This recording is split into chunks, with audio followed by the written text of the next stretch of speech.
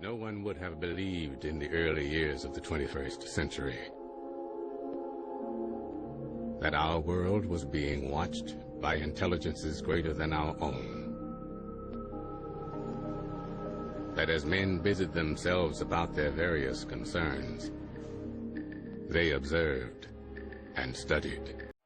Across the gulf of space, intellects, vast and cool and unsympathetic, regarded our planet with envious eyes, and slowly and surely drew their plans against us.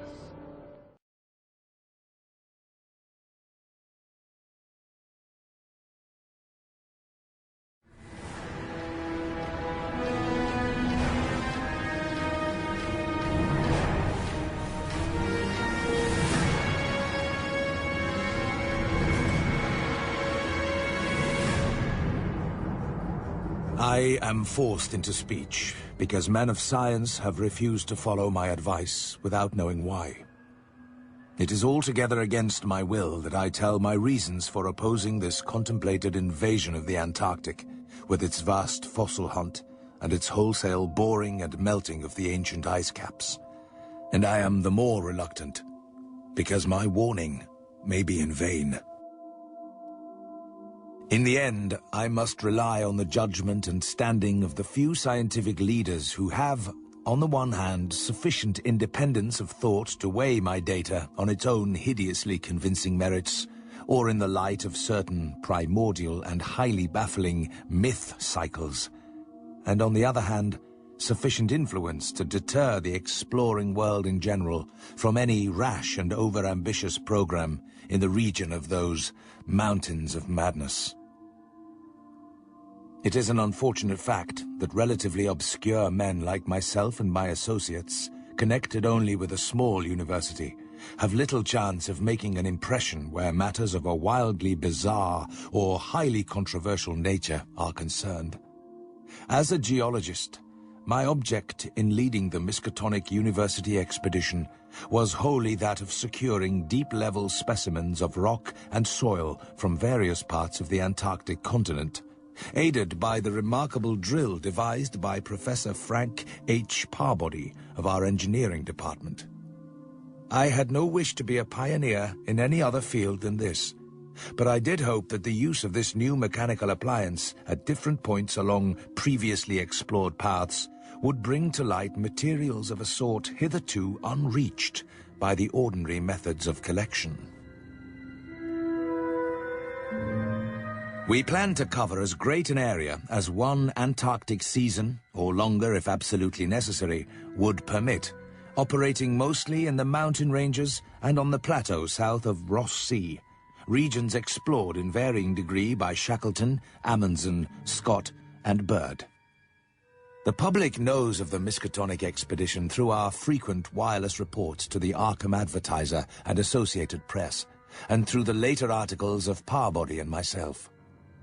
We consisted of 4 men from the university: Parbody, Lake of the biology department, Atwood of the physics department, also a meteorologist, and myself, representing geology and having nominal command, besides 16 assistants, 7 graduate students from Miskatonic, and 9 skilled mechanics.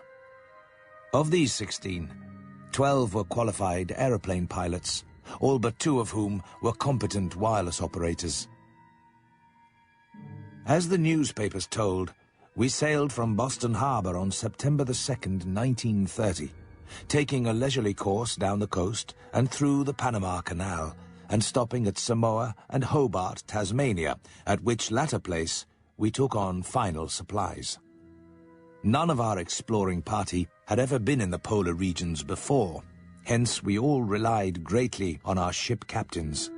J.B. Douglas, commanding the brig Arkham and serving as commander of the sea party, and George Thorfinson, commanding the bark Miskatonic, both veteran whalers in Antarctic waters. As we left the inhabited world behind, the sun sank lower and lower in the north, and stayed longer and longer above the horizon each day. The falling temperature bothered me considerably after our long voyage through the tropics, but I tried to brace up for the worst rigors to come.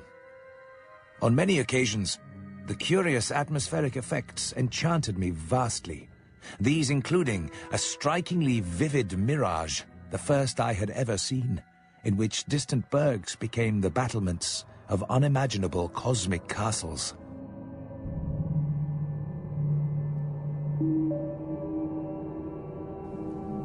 On the 7th of November, we passed Franklin Island, and the next day descried the cones of Mounts Erebus and Terror on Ross Island ahead, with the long line of the Parry Mountains beyond. There now stretched off to the east the low, white line of the Great Ice Barrier, rising perpendicularly to a height of 200 feet, like the rocky cliffs of Quebec, and marking the end of southward navigation. In the afternoon, we entered McMurdo Sound and stood off the coast in the lee of smoking Mount Erebus. The Sorayok Peak towered up some 12,700 feet against the eastern sky, like a Japanese print of the sacred Fujiyama, while beyond it rose the white, ghost-like height of Mount Terror, 10,900 feet in altitude, and now extinct as a volcano. Puffs of smoke from Erebus came intermittently, and one of the graduate assistants, a brilliant young fellow named Danforth, pointed out what looked like lava on the snowy slope. We landed all our drilling apparatus, dogs, sledges, tents, provisions, gasoline tanks, experimental ice melting outfit, cameras, both ordinary and aerial, aeroplane parts and other accessories, including 3 small portable wireless outfits, besides those in the planes, capable of communicating with the Arkham's large outfit from any part of the Antarctic continent that we would be likely to visit. The ship's equipment, communicating with the outside world, was to convey press reports to the Arkham Advertiser's powerful wireless station on Kingsport Head, Massachusetts. I need not repeat what the newspapers have already published about our early work, of our ascent of Mount Erebus, our successful mineral borings at several points on Ross Island, and the singular speed with which Parbody's apparatus accomplished them, even through solid rock layers. Our provisional test of the small ice-melting equipment, our perilous ascent of the Great Barrier with sledges and supplies, and our final assembling of 5 huge aeroplanes at the camp atop the barrier. Only 4 of our planes were needed to carry the actual exploring material, the 5th being left with a pilot and 2 men from the ships at the storage cache to form a means of reaching us from the Arkham in case all our exploring planes were lost. Wireless reports have spoken of the breathtaking 4-hour non-stop flight of our squadron on November the 21st over the lofty shelf ice, with vast peaks rising on the west, and the unfathomed silences echoing to the sound of our engines. Wind troubled us only moderately, and our radio compasses helped us through the one opaque fog we encountered. When the vast rise loomed ahead between latitudes 83 degrees and 84 degrees, we knew we had reached the Beardmore Glacier, the largest valley glacier in the world, and that the frozen sea was now giving place to a frowning and mountainous coastline. At last, we were truly entering the white, eon-dead world of the ultimate South. The outside world was told also of Professor Lake's strange and dogged insistence on a westward, or rather northwestward, prospecting trip. Popular imagination, I judge, responded actively to our wireless bulletins of Lake's start into regions never trodden by human foot or penetrated by human imagination, though we did not mention his wild hopes of revolutionizing the entire sciences of biology and geology. The start was made January 22nd at 4 a.m., and the first wireless message we received from Lake came only 2 hours later. 10:05 p.m. On the wing. After snowstorm, have spied mountain range ahead higher than any hitherto seen.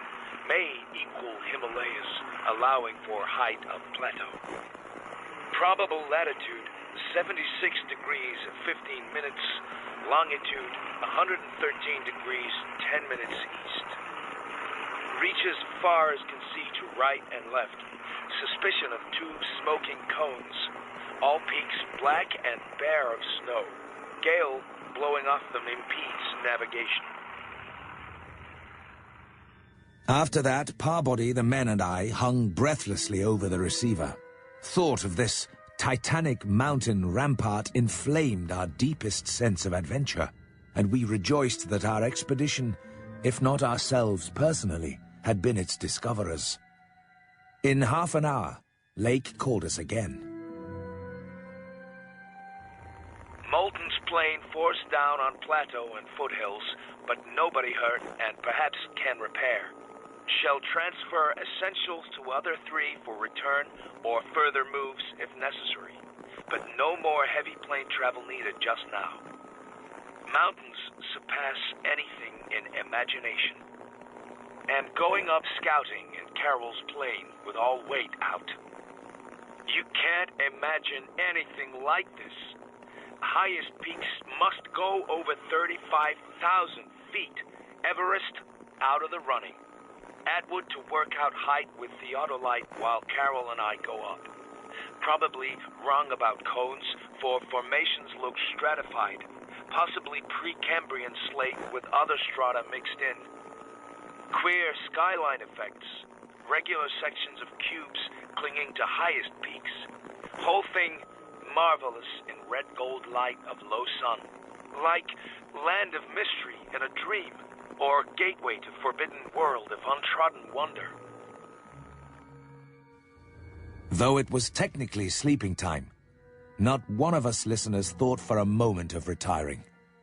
Then, at 11 p.m., came another call from Lake. Up with Carroll over highest foothills. I'm up 21,500 myself in devilish, gnawing cold. Wind whistles and pipes through passes and in and out of caves, but no flying danger so far.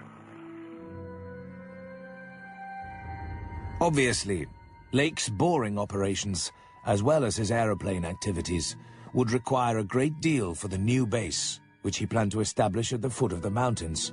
And it was possible that the eastward flight might not be made, after all, this season. In connection with this business, I called Captain Douglas and asked him to get as much as possible out of the ships and up the barrier with the single dog team we had left there. A direct route across the unknown region between Lake and McMurdo Sound was what we really ought to establish. Lake called me later to say that he'd decided to let the camp stay where Moulton's plane had been forced down and where repairs had already progressed somewhat. In the morning, I had a three-cornered wireless talk with Lake and Captain Douglas at their widely separated bases. It was agreed that one of Lake's planes would come to my base for Parbody, the 5 men, and myself, as well as for all the fuel it could carry.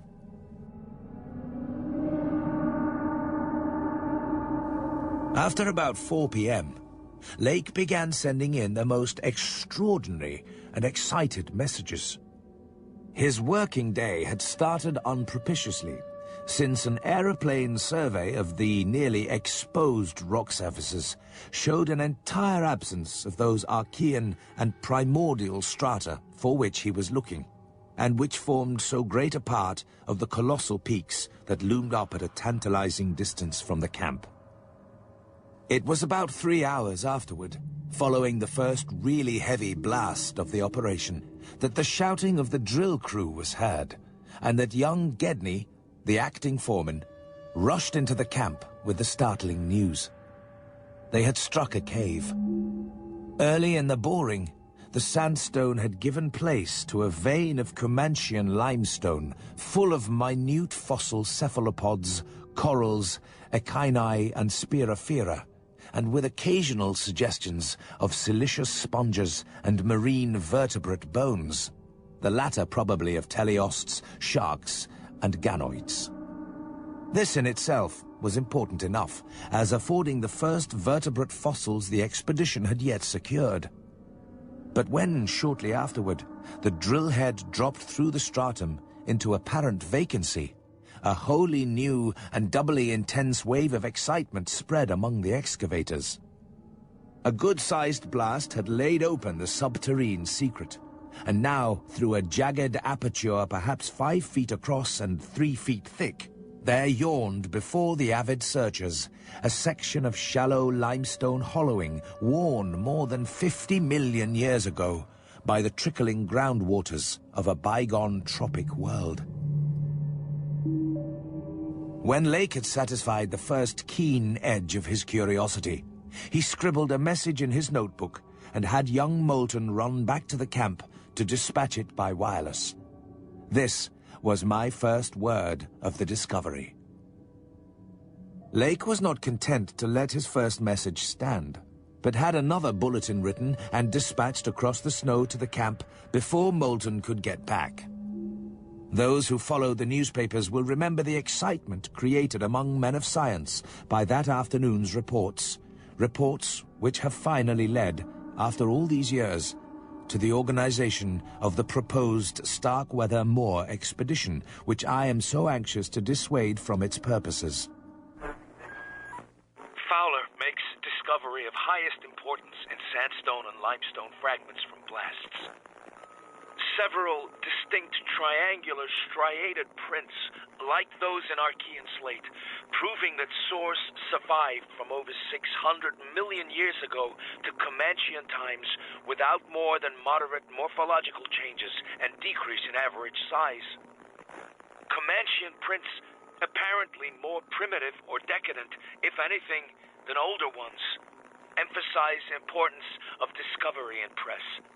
Will mean to biology what Einstein has meant to mathematics and physics. Joins up with my previous work and amplifies conclusions. And then later, examining certain skeletal fragments of large land and marine saurians and primitive mammals, find singular local wounds or injuries to bony structure not attributable to any known predatory or carnivorous animal of any period, of two sorts, straight, penetrant bores, and apparently hacking incisions. 1 or 2 cases of cleanly severed bones. And still later, have found peculiar soapstone fragment, about 6 inches across and 1.5 inches thick, wholly unlike any visible local formation. Greenish, but no evidences to place its period. Has curious smoothness and regularity. Shaped like 5-pointed star with tips broken off, and signs of other cleavage at inward angles and in center of surface. Small, smooth depression in center of unbroken surface. Carroll, with magnifier, thinks he can make out additional markings of geologic significance. Groups of tiny dots in regular patterns. Dogs growing uneasy as we work and seem to hate this soapstone. Must see if it has any peculiar odor. We'll report again when Mills gets back with light and we start on underground area. 10:15 p.m. Incredible. No, transcendent discovery. Arendorf and Watkins, working underground at 9:45 with light, found 8 complete and 6 incomplete specimens of hitherto unknown life forms. They are the Archean things that left the prints in the rocks we found earlier. 6 feet end to end, 3 5/10 feet central diameter, tapering to 1 foot at each end. Like a barrel, with 5 bulging ridges in place of staves. Dark gray, flexible, and infinitely tough hide miraculously preserved. 7-foot membranous wings of same color, found folded, spread out of furrows between ridges. Wing framework tubular or glandular, of lighter gray with orifices at wingtips. Spread wings have serrated edge. Around equator, one at central apex of each of the 5 vertical stave-like ridges are 5 systems of light gray flexible arms, or tentacles, found tightly folded to torso but expansible to maximum length of over 3 feet. Single stalks 3 inches diameter branch after 6 inches into 5 substalks, each of which branches after 8 inches into small tapering tentacles or tendrils, giving each stalk a total of 25 tentacles. At top of torso, blunt, bulbous neck of lighter gray with gill-like suggestions, holds yellowish, 5-pointed, starfish-shaped apparent head covered with 3-inch wiry cilia of various prismatic colors. 5 slightly longer reddish tubes start from inner angles of starfish-shaped head and end in sac-like swellings of same color which, upon pressure, open to bell-shaped orifices 2 inches maximum diameter and lined with sharp, white, tooth-like projections, probably mouths. All these tubes, cilia, and points of starfish head found folded tightly down. Tubes and points clinging to bulbous neck and torso. And his report continued. Tough, muscular arms, 4 feet long and tapering from 7 inches diameter at base to about 2 5/10 at point. To each point is attached small end of a greenish, 5-veined membranous triangle 8 inches long and 6 wide at farther end. This is the paddle, fin, or pseudo-foot, which has made prints in rocks from 1,000 million to 50 or 60 million years old. We were rapt with attention at what we were hearing. Complete specimens have such uncanny resemblance to certain creatures of primal myth that suggestion of ancient existence outside Antarctic becomes inevitable. Job now to get 14 huge specimens to camp without dogs, which bark furiously and can't be trusted. Must be the distinctive smell that's disturbing them. With 9 men, 3 left to guard the dogs, we ought to manage the 3 sledges fairly well, though wind is bad. I've got to dissect one of these things before we take any rest. I wish I had a real laboratory here. The sensations of Parbody and myself at receipt of this report were almost beyond description. Nor were our companions much behind us in enthusiasm. Within an hour and a half, interest again rose. Lake, sending more messages, told of the completely successful transportation of the 14 great specimens to the camp.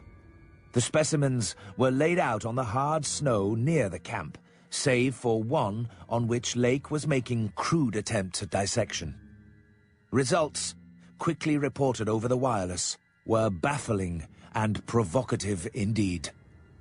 Nothing like delicacy or accuracy was possible with instruments hardly able to cut the anomalous tissue, but the little that was achieved left us all awed and bewildered. Existing biology would have to be wholly revised, for this thing was no product of any cell growth science knows about. It had digestion and circulation, and eliminated waste matter through the reddish tubes of its starfish-shaped base. Cursorily, one would say that its respiration apparatus handled oxygen rather than carbon dioxide, and there were odd evidences of air storage chambers and methods of shifting respiration from the external orifice to at least 2 other fully developed breathing systems, gills and pores. Clearly, it was amphibian, and probably adapted to long, airless hibernation periods as well. Vocal organs seemed present in connection with the main respiratory system, but they presented anomalies beyond immediate solution. Articulate speech, in the sense of syllable utterance, seemed barely conceivable, but musical, piping notes covering a wide range were highly probable. The muscular system was almost prematurely developed. The nervous system was so complex and highly developed as to leave Lake aghast.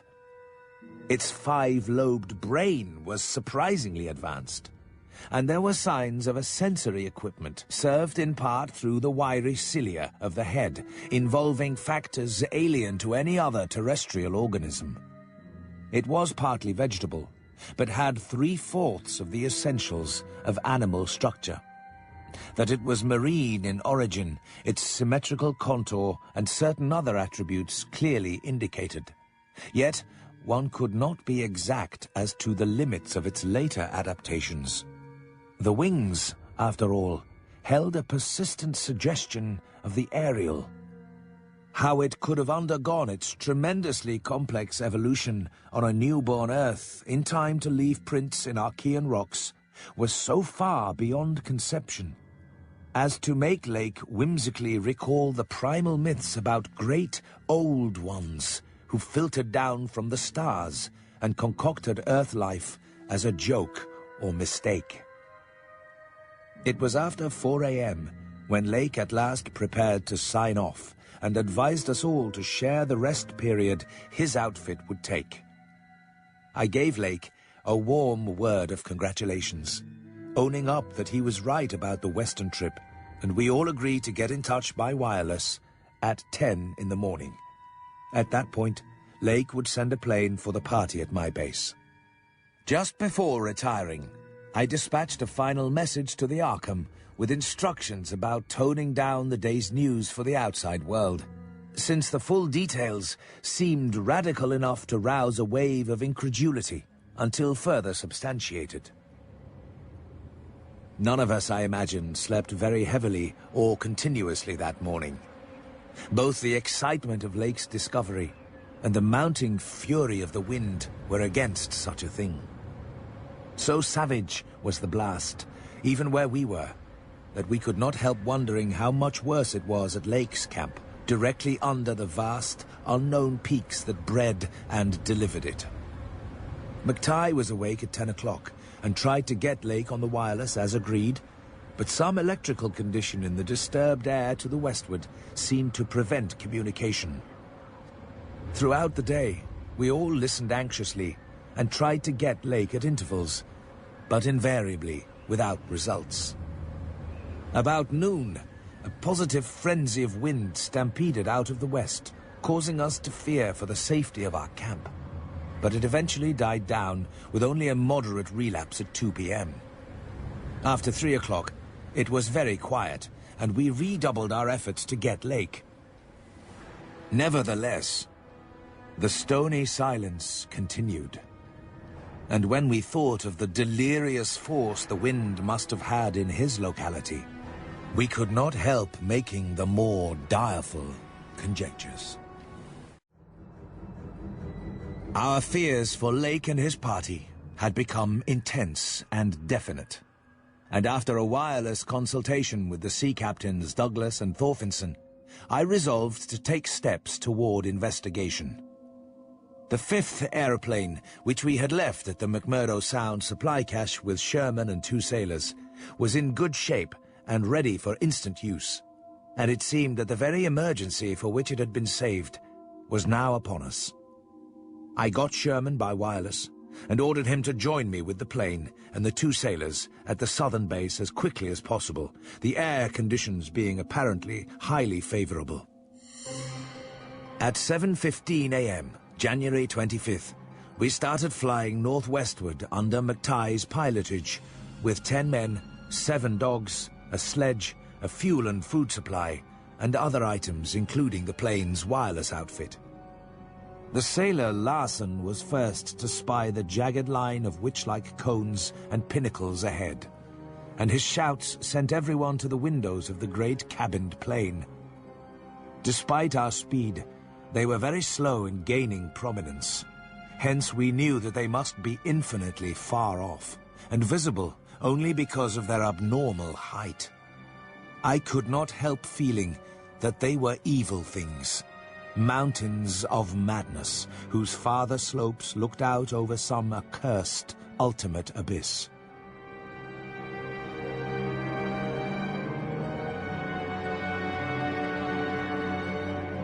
We were over the lowest foothills now, and could see amid the snow, ice, and bare patches of their main plateau a couple of darkish spots which we took to be Lake's camp and Boring. The higher foothills shot up between 5 and 6 miles away, forming a range almost distinct from the terrifying line of more than Himalayan peaks beyond them. At length, Ropes, the student who had relieved McTighe at the controls, began to head downward toward the left-hand dark spot whose size marked it as the camp. Some hours after our landing, we sent a guarded report of the tragedy we found, and reluctantly announced the wiping out of the whole Lake party by the frightful wind of the preceding day, or of the night before that. 11 known dead. Young Gedney missing. People pardoned our hazy lack of details through realization of the shock the sad event must have caused us, and believed us when we explained that the mangling action of the wind had rendered all 11 bodies unsuitable for transportation outside. We brought back all the books, scientific equipment, and other incidentals we could find, though much was rather unaccountably blown away. Spare tents and furs were either missing or badly out of condition.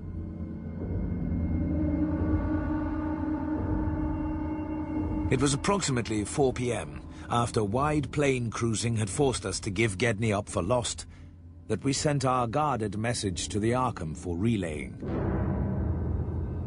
About the 14 biological specimens, we were pardonably indefinite. We said that the only ones we discovered were damaged, but that enough was left of them to prove Lake's description wholly and impressively accurate. It was hard work keeping our personal emotions out of this matter, and we did not mention numbers, or say exactly how we had found those which we did find. We had by that time agreed not to transmit anything suggesting madness on the part of Lake's men, and it surely looked like madness to find 6 imperfect monstrosities carefully buried upright in 9-foot snow graves under 5-pointed mounds punched over with groups of dots in patterns exactly those on the queer greenish soapstones dug up from Mesozoic or Tertiary times.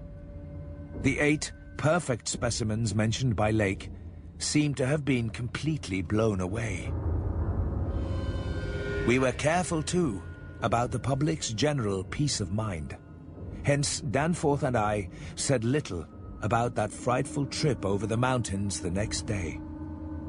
On our return at 1 a.m., Danforth was close to hysterics, but kept an admirably stiff upper lip. It took no persuasion to make him promise not to show our sketches and the other things we brought away in our pockets, not to say anything more to the others than what we had agreed to relay outside, and to hide our camera films for private development later on. So that part of my present story will be as new to Parbody, McTighe, Ropes, Sherman, and the rest as it will be to the world in general.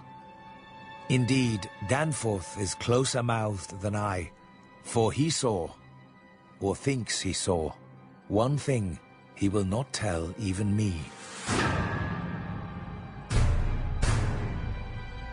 As the public knows, our return to the world was accomplished without further disasters. Since our return, we have all constantly worked to discourage Antarctic exploration. But now that Starkweather Moor party is organizing, and with a thoroughness far beyond anything our outfit attempted. If not dissuaded, they will get to the innermost nucleus of the Antarctic and melt and bore till they bring up that which we know may end the world. So I must break through all reticences at last. I hope I have said enough already to let me glide briefly over the rest, that is, of the horror at the camp. The crowning abnormality was the condition of the bodies, men and dogs alike. They had all been in some terrible kind of conflict, and were torn and mangled in fiendish and altogether inexplicable ways. Some were incised and subtracted from in the most curious, cold-blooded, and inhuman fashion. It was the same with dogs and men. All the healthier, fatter bodies, quadrupedal or bipedal, had had their most solid masses of tissue cut out and removed, as by a careful butcher, and around them was a strange sprinkling of salt, taken from the ravaged provision chests on the plains, which conjured up the most horrible associations. Gedney and one dog turned out to be missing in the end. But when we came on that terrible scene, we had missed 2 dogs and 2 men. But the fairly unharmed dissecting tent, which we entered after investigating the monstrous graves, had something to reveal. The scene was clearly not as Lake had left it, for the covered parts of the primal monstrosity had been removed from the improvised table. Indeed, we had already realized that one of the 6 imperfect and insanely buried things we had found must represent the collected sections of the entity which Lake had tried to analyze. On and around that laboratory table were strewn other things, and it did not take long for us to guess that those things were the carefully, though oddly and inexpertly dissected parts of 1 man and 1 dog. We buried the human parts beside the other 10 men, and the canine parts with the other 35 dogs. This formed the worst of the camp horror. But other things were equally perplexing. The disappearance of Gedney, the 1 dog, the 8 uninjured biological specimens, 3 sledges and certain instruments, illustrated technical and scientific books, writing materials, electric torches and batteries, food and fuel, heating apparatus, spare tents, fursuits and the like, was utterly beyond sane conjecture. In view of just such an eventuality as the present one, we carefully photographed all the main evidences of insane disorder at the camp, and shall use the prints to buttress our pleas against the departure of the proposed Starkweather Moor expedition.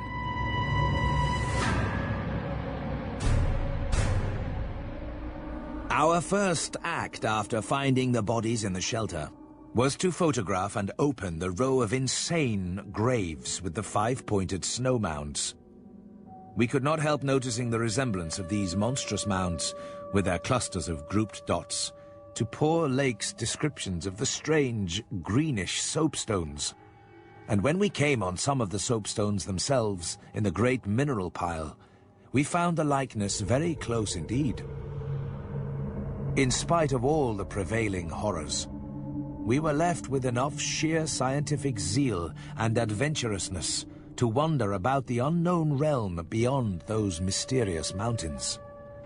As our guarded messages stated, we rested at midnight after our day of terror and bafflement, but not without a tentative plan for 1 or more range-crossing altitude flights in a lightened plane with aerial camera and geologist's outfit, beginning the following morning.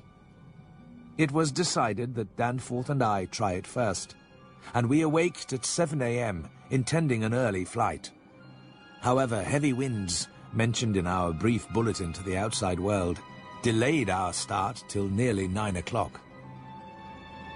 As we flew towards the forbidding peaks, dark and sinister above the line of crevasse-riven snow and interstitial glaciers, we noticed more and more the curiously regular formations clinging to the slopes.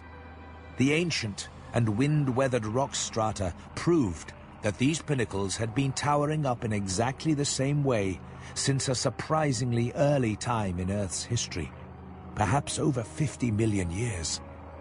How much higher they had once been, it was futile to guess.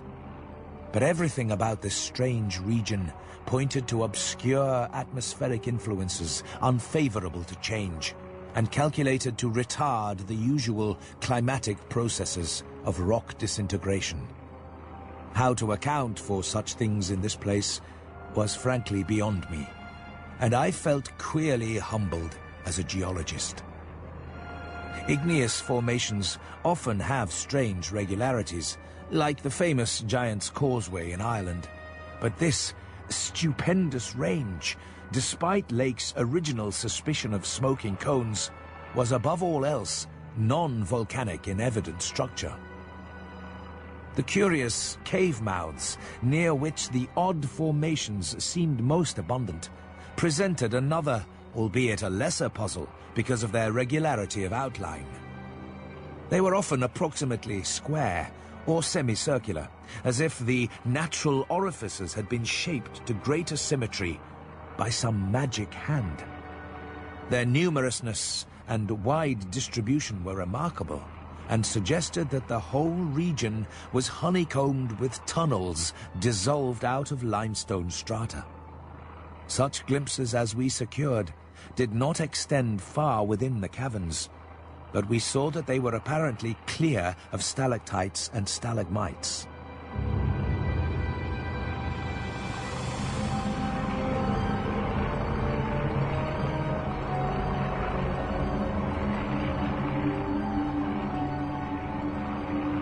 We were now, after a slow ascent, at a height of 23,570 feet, according to the aneroid, and had left the region of clinging snow definitely below us. Up here were only dark, bare rock slopes, and the start of rough-ribbed glaciers. But with those provocative cubes, ramparts, and echoing cave mouths to add a portent of the unnatural, the fantastic, and the dreamlike. Looking along the line of high peaks, I thought I could see the one mentioned by poor Lake, with a rampart exactly on top. It seemed to be half lost in a queer Antarctic haze. Such a haze, perhaps, as had been responsible for Lake's early notion of volcanism. The pass loomed directly before us, smooth and windswept between its jagged and malignly frowning pylons. Beyond it was a sky fretted with swirling vapors and lighted by the low polar sun, the sky of that mysterious farther realm upon which we felt no human eye had ever gazed. A few more feet of altitude, and we would behold that realm. Danforth and I, unable to speak except in shouts amidst the howling, piping wind that raced through the pass and added to the noise of the unmuffled engines, exchanged eloquent glances. And then, having gained those last few feet, we did indeed stare across the momentous divide and over the unsampled secrets of an elder and utterly alien Earth. I think that both of us simultaneously cried out in mixed awe, wonder, terror, and disbelief in our own senses as we finally cleared the pass and saw what lay beyond.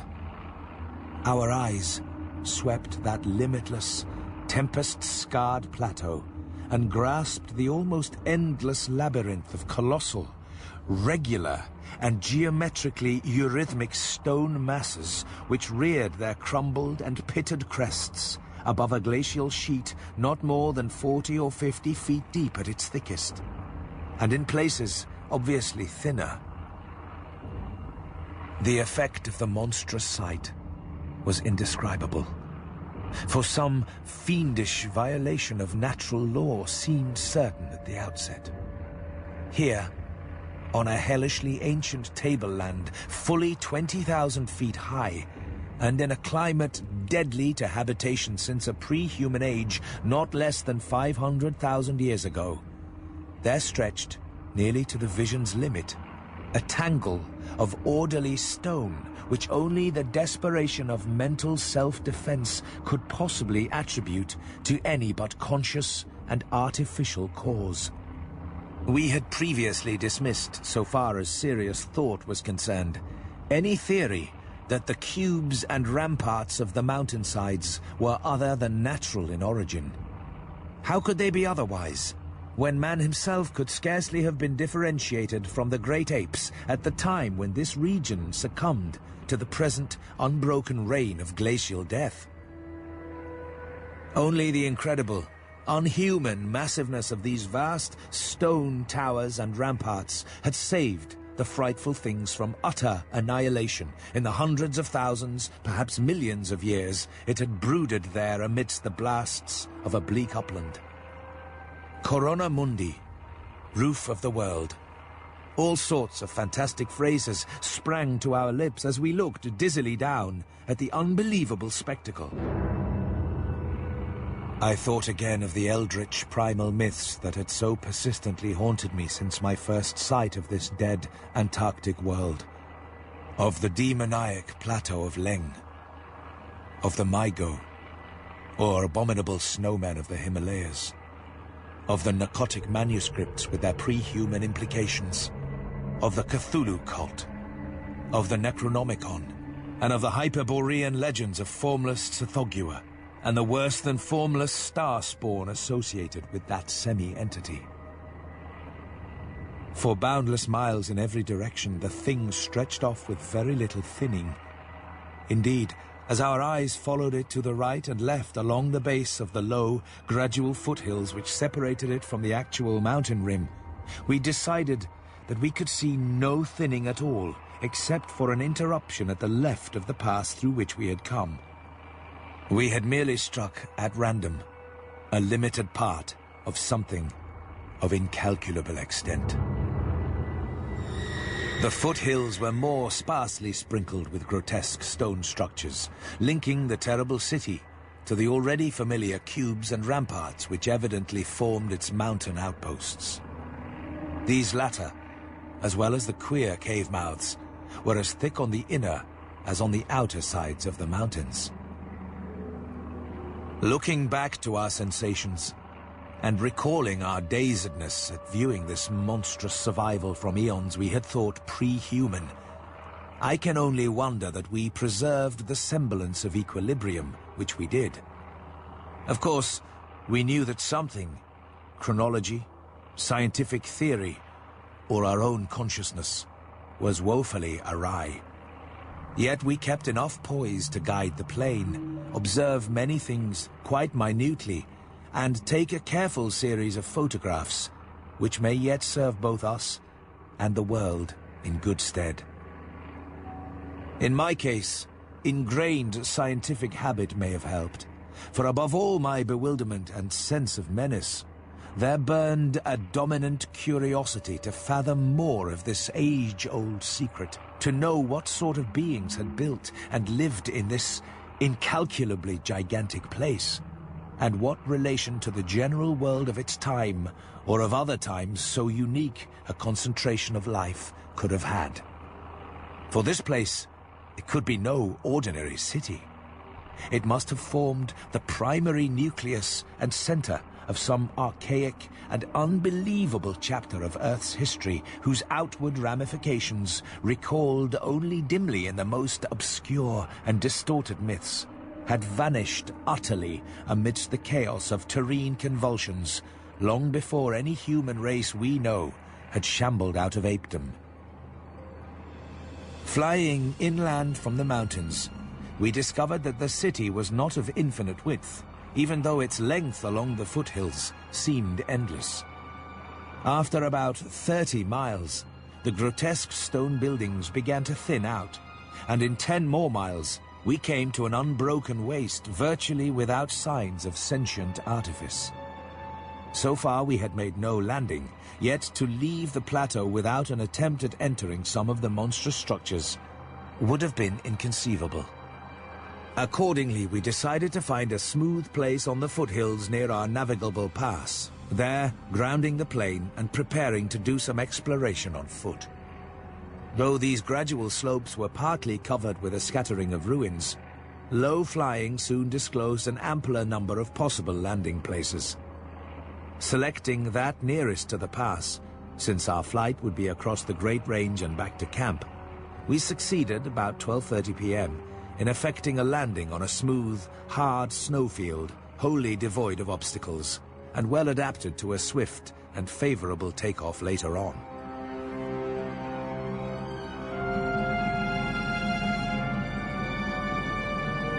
Walking cautiously downhill over the crusted snow toward the stupendous stone labyrinth that loomed against the opalescent west, we felt almost as keen a sense of imminent marvels as we had felt on approaching the unfathomed mountain pass 4 hours previously. Though the thinness of the air at this prodigious altitude made exertion somewhat more difficult than usual, both Danforth and I found ourselves bearing up very well, and felt equal to almost any task which might fall to our lot. It took only a few steps to bring us to a shapeless ruin worn level with the snow, while 10 or 15 rods farther on, there was a huge, roofless rampart, still complete in its gigantic, 5-pointed outline and rising to an irregular height of 10 or 11 feet. For this latter we headed, and when at last we were actually able to touch its weathered cyclopean blocks, we felt that we had established an unprecedented and almost blasphemous link with forgotten eons normally closed to our species.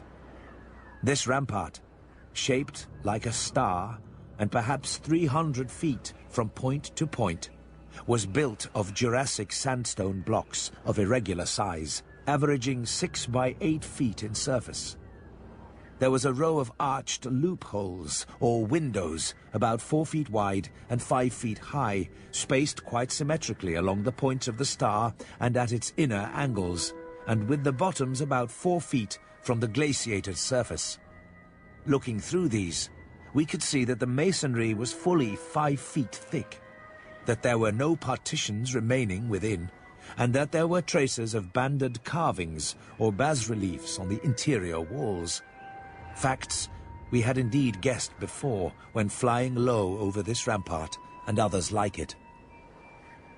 Our field glasses showed what the city must once have looked like, even though most of the roofs and tower tops had necessarily perished. As a whole, it had been a complex tangle of twisted lanes and alleys, all of them deep canyons, and some little better than tunnels because of the overhanging masonry or overarching bridges. Now, outspread below us, it loomed like a dream fantasy against a westward mist through whose northern end the low, reddish Antarctic sun of early afternoon was struggling to shine. And when for a moment that sun encountered a denser obstruction and plunged the scene into temporary shadow, the effect was subtly menacing, in a way I can never hope to depict. Even the faint howling and piping of the unfelt wind in the great mountain passes behind us took on a wilder note of purposeful malignity. The last stage of our descent to the town was unusually steep and abrupt, and a rock outcropping at the edge where the grade changed led us to think that an artificial terrace had once existed there. Under the glaciation, we believed, there must be a flight of steps, or its equivalent. When at last we plunged into the town itself, clambering over fallen masonry and shrinking from the oppressive nearness and dwarfing height of omnipresent crumbling and pitted walls, our sensations again became such that I marvel at the amount of self-control we retained. Danforth was frankly jumpy and began making some offensively irrelevant speculations about the horror at the camp, which I resented all the more because I could not help sharing certain conclusions forced upon us by many features of this morbid survival from nightmare antiquity.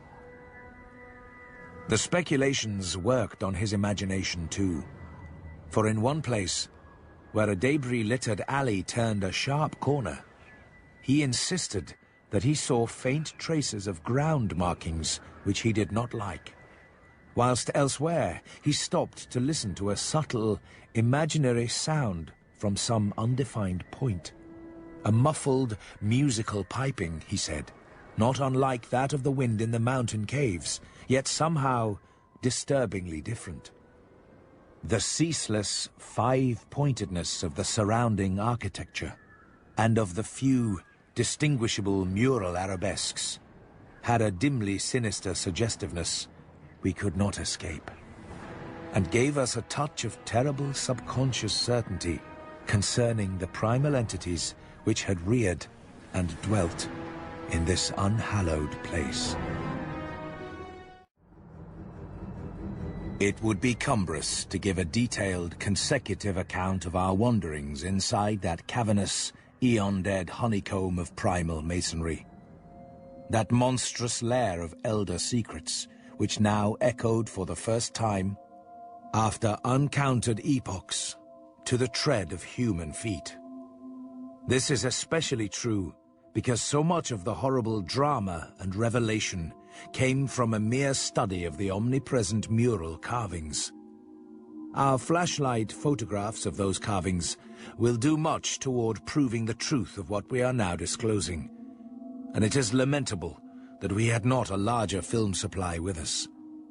As it was, we made crude notebook sketches of certain salient features after all our films were used up. The things once rearing and dwelling in this frightful masonry in the age of dinosaurs were not indeed dinosaurs, but far worse. Mere dinosaurs were new and almost brainless objects. But the builders of the city were wise and old, and had left certain traces in rocks even then laid down well nigh 1,000 million years. Rocks laid down before the true life of Earth had advanced beyond plastic groups of cells. Rocks laid down before the true life of Earth had existed at all. They were the makers and enslavers of that life, and above all doubt, the originals of the fiendish elder myths, which things like the Narcotic manuscripts and the Necronomicon affrightedly hint about. They were the great, old ones that had filtered down from the stars when Earth was young, the beings whose substance an alien evolution had shaped, and whose powers were such as this planet had never bred.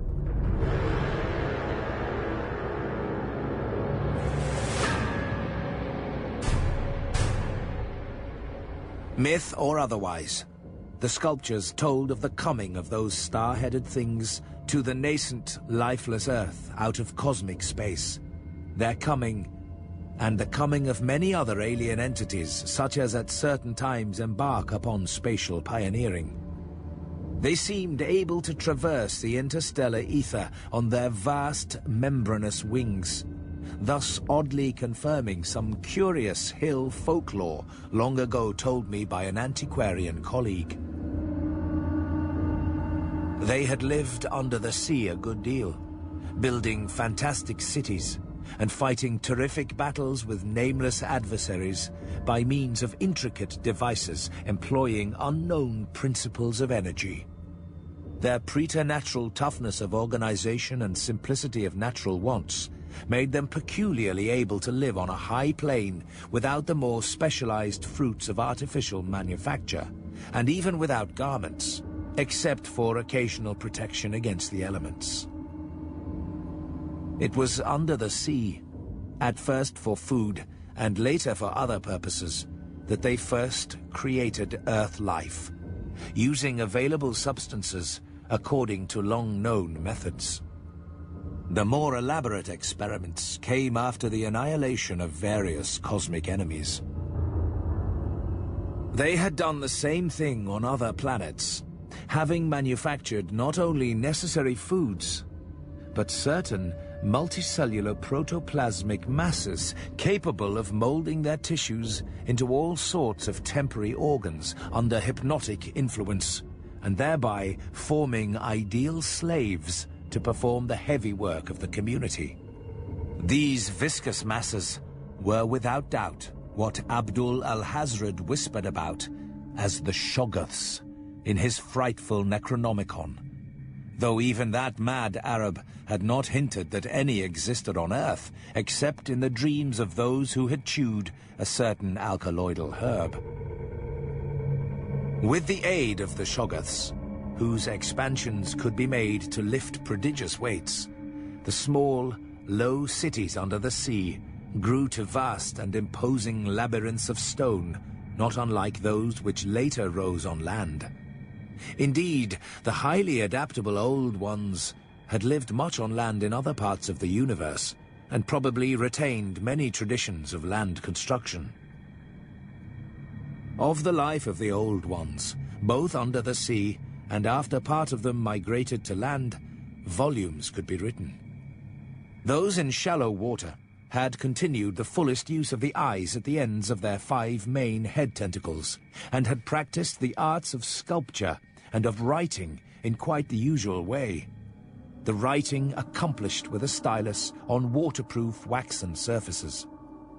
Those lower down in the ocean depths, though they used a curious phosphorescent organism to furnish light, pieced out their vision with obscure special sensors operating through the prismatic cilia on their heads, sensors which rendered all the Old Ones partly independent of light in emergencies.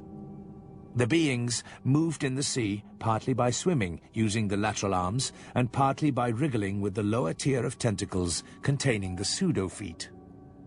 Occasionally, they accomplished long swoops with the auxiliary use of 2 or more sets of their fan-like folding wings. On land, they locally used the pseudo-feet, but now and then flew to great heights or over long distances with their wings. The toughness of the things was almost incredible. Even the terrific pressure of the deepest sea bottoms appeared powerless to harm them. Very few seemed to die at all, except by violence, and their burial places were very limited. The fact that they covered their vertically inhumed dead with 5-pointed inscribed mounds set up thoughts in Danforth and me, which made a fresh pause and recuperation necessary after the sculptures revealed it. The beings multiplied by means of spores, but owing to their prodigious toughness and longevity, and consequent lack of replacement needs, they did not encourage the large-scale development of new Prothalia, except when they had new regions to colonize. Though able, like vegetables, to derive nourishment from inorganic substances, they vastly preferred organic, and especially animal food. They ate uncooked marine life under the sea, but cooked their viands on land. They hunted game and raised meat herds, slaughtering with sharp weapons whose odd marks on certain fossil bones our expedition had noted. They resisted all ordinary temperatures marvelously, and in their natural state could live in water down to freezing. When the great chill of the Pleistocene drew on, however, nearly 1 million years ago, the land dwellers had to resort to special measures, including artificial heating, until at last the deadly cold appears to have driven them back into the sea. Government was evidently complex and probably socialistic, though no certainties in this regard could be deduced from the sculptures we saw. There was extensive commerce, both local and between different cities, certain small, flat counters, 5-pointed and inscribed, serving as money. Probably the smaller of the various greenish soapstones found by our expedition were pieces of such currency. Though the culture was mainly urban, some agriculture and much stock raising existed. Mining and a limited amount of manufacturing were also practiced. Travel was very frequent, but permanent migration seemed relatively rare, except for the vast colonizing movements by which the race expanded. For personal locomotion, no external aid was used, since in land, air, and water movement alike, the Old Ones seemed to possess excessively vast capacities for speed. Loads, however, were drawn by beasts of burden, shoggoths under the sea, and a curious variety of primitive vertebrates in the later years of land existence. These vertebrates, as well as an infinity of other life forms, animal and vegetable, marine, terrestrial and aerial, were the products of unguided evolution acting on life cells made by the Old Ones, but escaping beyond their radius of attention. They had been suffered to develop unchecked because they had not come in conflict with the dominant beings. It interested us to see in some of the very last and most decadent sculptures a shambling, primitive mammal, used sometimes for food and sometimes as an amusing buffoon by the land dwellers, whose vaguely simian and human foreshadowings were unmistakable.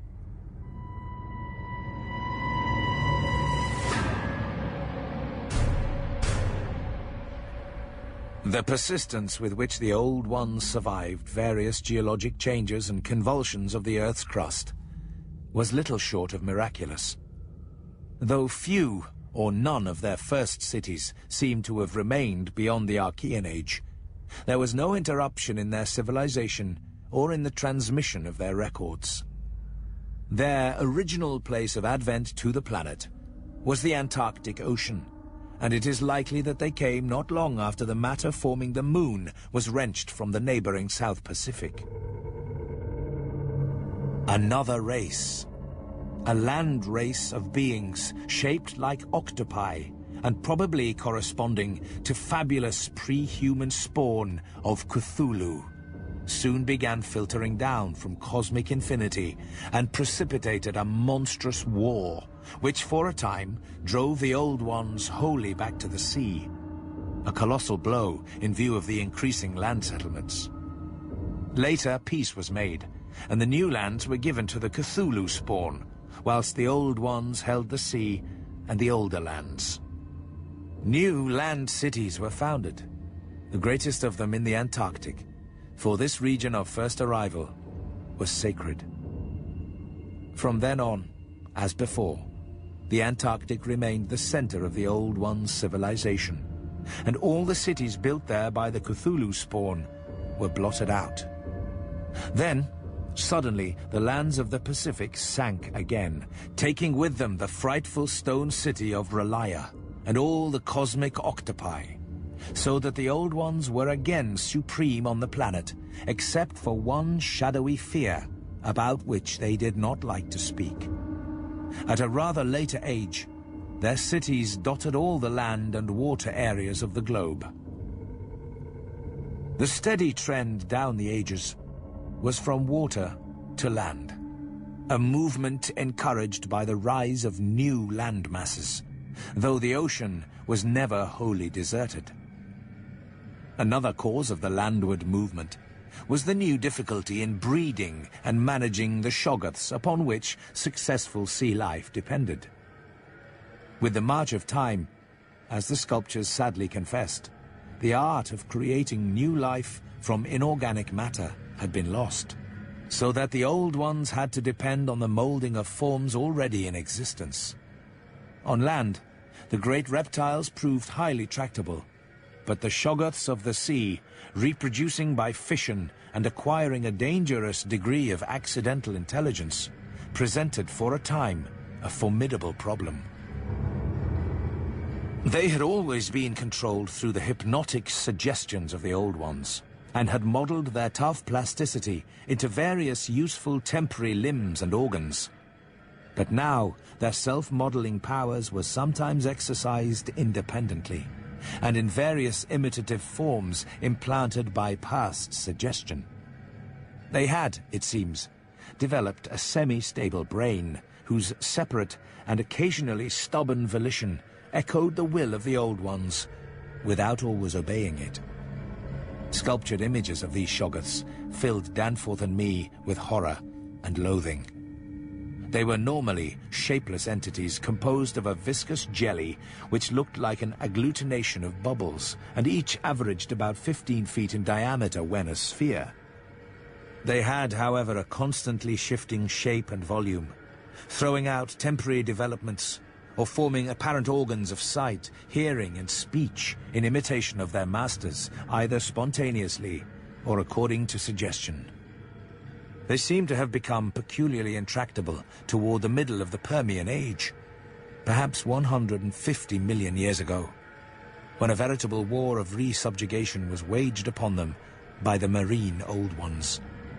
Pictures of this war, and of the headless, slime-coated fashion in which the Shoggoths typically left their slain victims, held a marvelously fearsome quality, despite the intervening abyss of untold ages. The Old Ones had used curious weapons of molecular and atomic disturbances against the rebel entities, and in the end had achieved a complete victory. Thereafter, the sculptures showed a period in which Shoggoths were tamed and broken by armed Old Ones, as the wild horses of the American West were tamed by cowboys.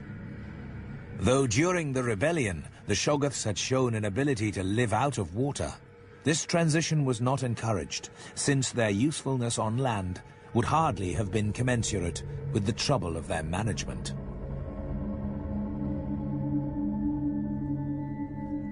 During the Jurassic Age, the Old Ones met fresh adversity in the form of a new invasion from outer space. This time by half fungus, half crustacean creatures. Creatures undoubtedly the same as those figuring in certain whispered hill legends of the north, and remembered in the Himalayas as the Mygo, or abominable snowmen.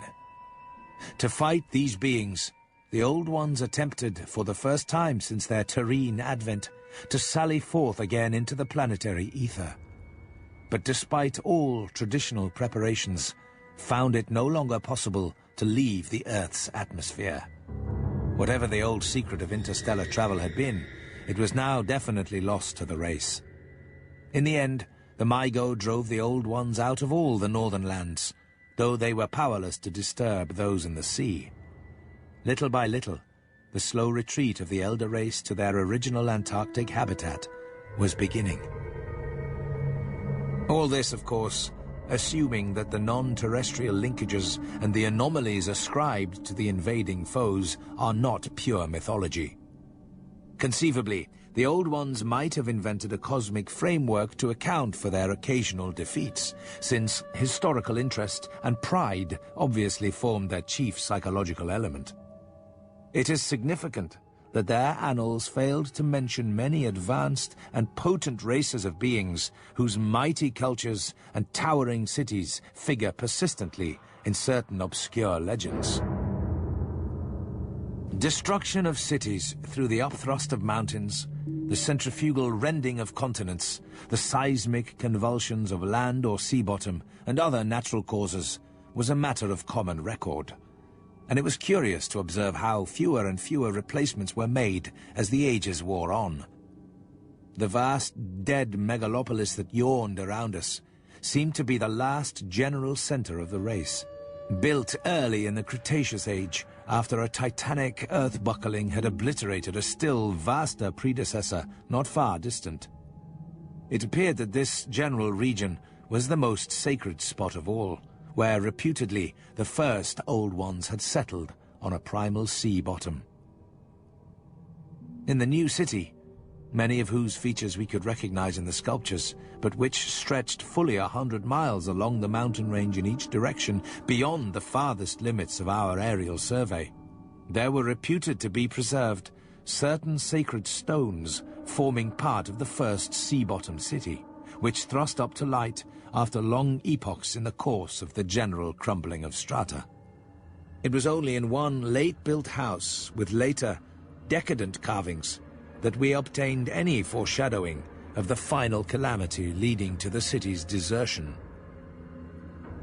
The ultimate blow to the Old Ones, of course, was the coming of the Great Cold, which once held most of the Earth in thrall, and which has never departed from the ill-fated poles.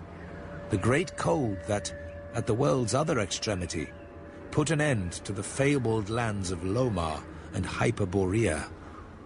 Just when this tendency began in the Antarctic, it would be hard to say in terms of exact years. Nowadays, we set the beginning of the general glacial periods at a distance of about 500,000 years from the present. But at the poles, the terrible scourge must have commenced much earlier.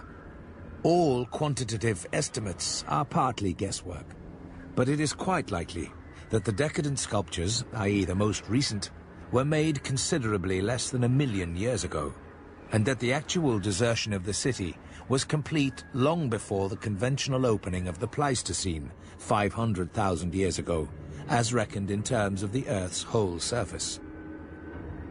Then we saw a series of cartouches depicting a constantly growing migration to the nearest refuges of greater warmth, some fleeing to cities under the sea off the faraway coast, and some clambering down through networks of limestone caverns in the hollow hills to the neighboring black abyss of subterrane waters. In the end, it seems to have been the neighboring abyss which received the greatest colonization. This was partly due, no doubt, to the traditional sacredness of this special region, but may have been more conclusively determined by the opportunities it gave for continuing the use of the great temples on the honeycombed mountains, and for retaining the vast land city as a place of summer residence and base of communication with various mines. The linkage of old and new abodes was made more effective by means of several gradings and improvements along the connecting routes, including the chiseling of numerous direct tunnels from the ancient metropolis to the Black Abyss, sharply down-pointing tunnels whose mouths we carefully drew, according to our most thoughtful estimates, on the guide map we were compiling. It was obvious that at least 2 of these tunnels lay within a reasonable exploring distance of where we were, both being on the mountainward edge of the city, one less than 1/4 of a mile toward the ancient river course, and the other perhaps twice that distance in the opposite direction. The abyss, it seems, had shelving shores of dry land at certain places, but the old ones built their new city underwater, no doubt because of its greater certainty of uniform warmth. The depth of the hidden sea appears to have been very great, so that the Earth's internal heat could ensure its habitability for an indefinite period. The beings seem to have had no trouble in adapting themselves to part-time, and eventually, of course, whole-time residence underwater, since they had never allowed their gill systems to atrophy. There were many sculptures which showed how they had always frequently visited their submarine kinsfolk elsewhere, and how they had habitually bathed on the deep bottom of their great river.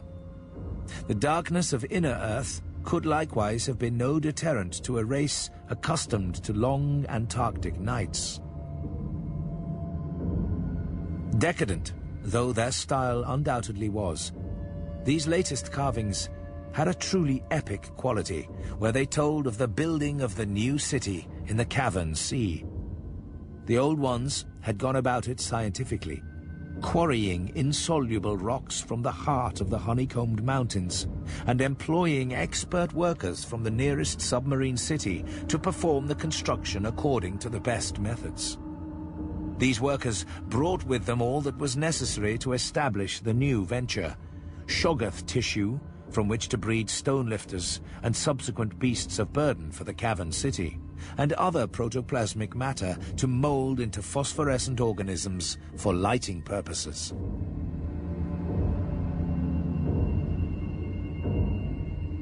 At last, a mighty metropolis rose on the bottom of that Stygian sea, its architecture much like that of the city above, and its workmanship displaying relatively little decadence because of the precise mathematical element inherent in building operations. The newly bred shoggoths grew to enormous size and singular intelligence, and were represented as taking and executing orders with marvelous quickness. They seemed to converse with the old ones by mimicking their voices, a sort of musical piping over a wide range, if poor Lake's dissection had indicated aright, and to work more from spoken commands than from hypnotic suggestions as in earlier times. They were, however, kept in admirable control. The decadent cartouches and dados telling this story were, as I have said, the latest we could find in our limited search. They left us with a picture of the Old Ones shuttling back and forth betwixt the land city in summer and the sea cavern city in winter, and sometimes trading with the sea-bottom cities off the Antarctic coast. By this time, the ultimate doom of the land city must have been recognized, for the sculptures showed many signs of the cold's malign encroachments. Vegetation was declining, and the terrible snows of the winter no longer melted completely, even in midsummer. The saurian livestock were nearly all dead, and the mammals were standing it none too well. To keep on with the work of the upper world, it had become necessary to adapt some of the amorphous and curiously cold-resistant shoggoths to land life, a thing the Old Ones had formerly been reluctant to do. The great river was now lifeless, and the upper sea had lost most of its denizens except the seals and whales. All the birds had flown away, save only great, grotesque penguins. What had happened afterward, we could only guess. And what of the specimens found by Poor Lake? How did they fit in? For their geologic setting proved them to have lived at what must have been a very early date in the land city's history. They were, according to their location, certainly not less than 30 million years old, and we reflected that in their day, the sea cavern city, and indeed the cavern itself, had had no existence. They would have remembered an older scene, with lush tertiary vegetation everywhere, a younger land city of flourishing arts around them, and a great river sweeping northward along the base of the mighty mountains toward a faraway tropic ocean. And yet, we could not help thinking about these specimens, especially about the 8 perfect ones that were missing from Lake's hideously ravaged camp. There was something abnormal about that whole business, those frightful graves, the amount and nature of the missing material. Gedney, the unearthly toughness of those archaic monstrosities, and the queer, vital freaks the sculptures now showed the race to have. Danforth and I had seen a good deal in the last few hours, and were prepared to believe and keep silent about many appalling and incredible secrets of primal nature.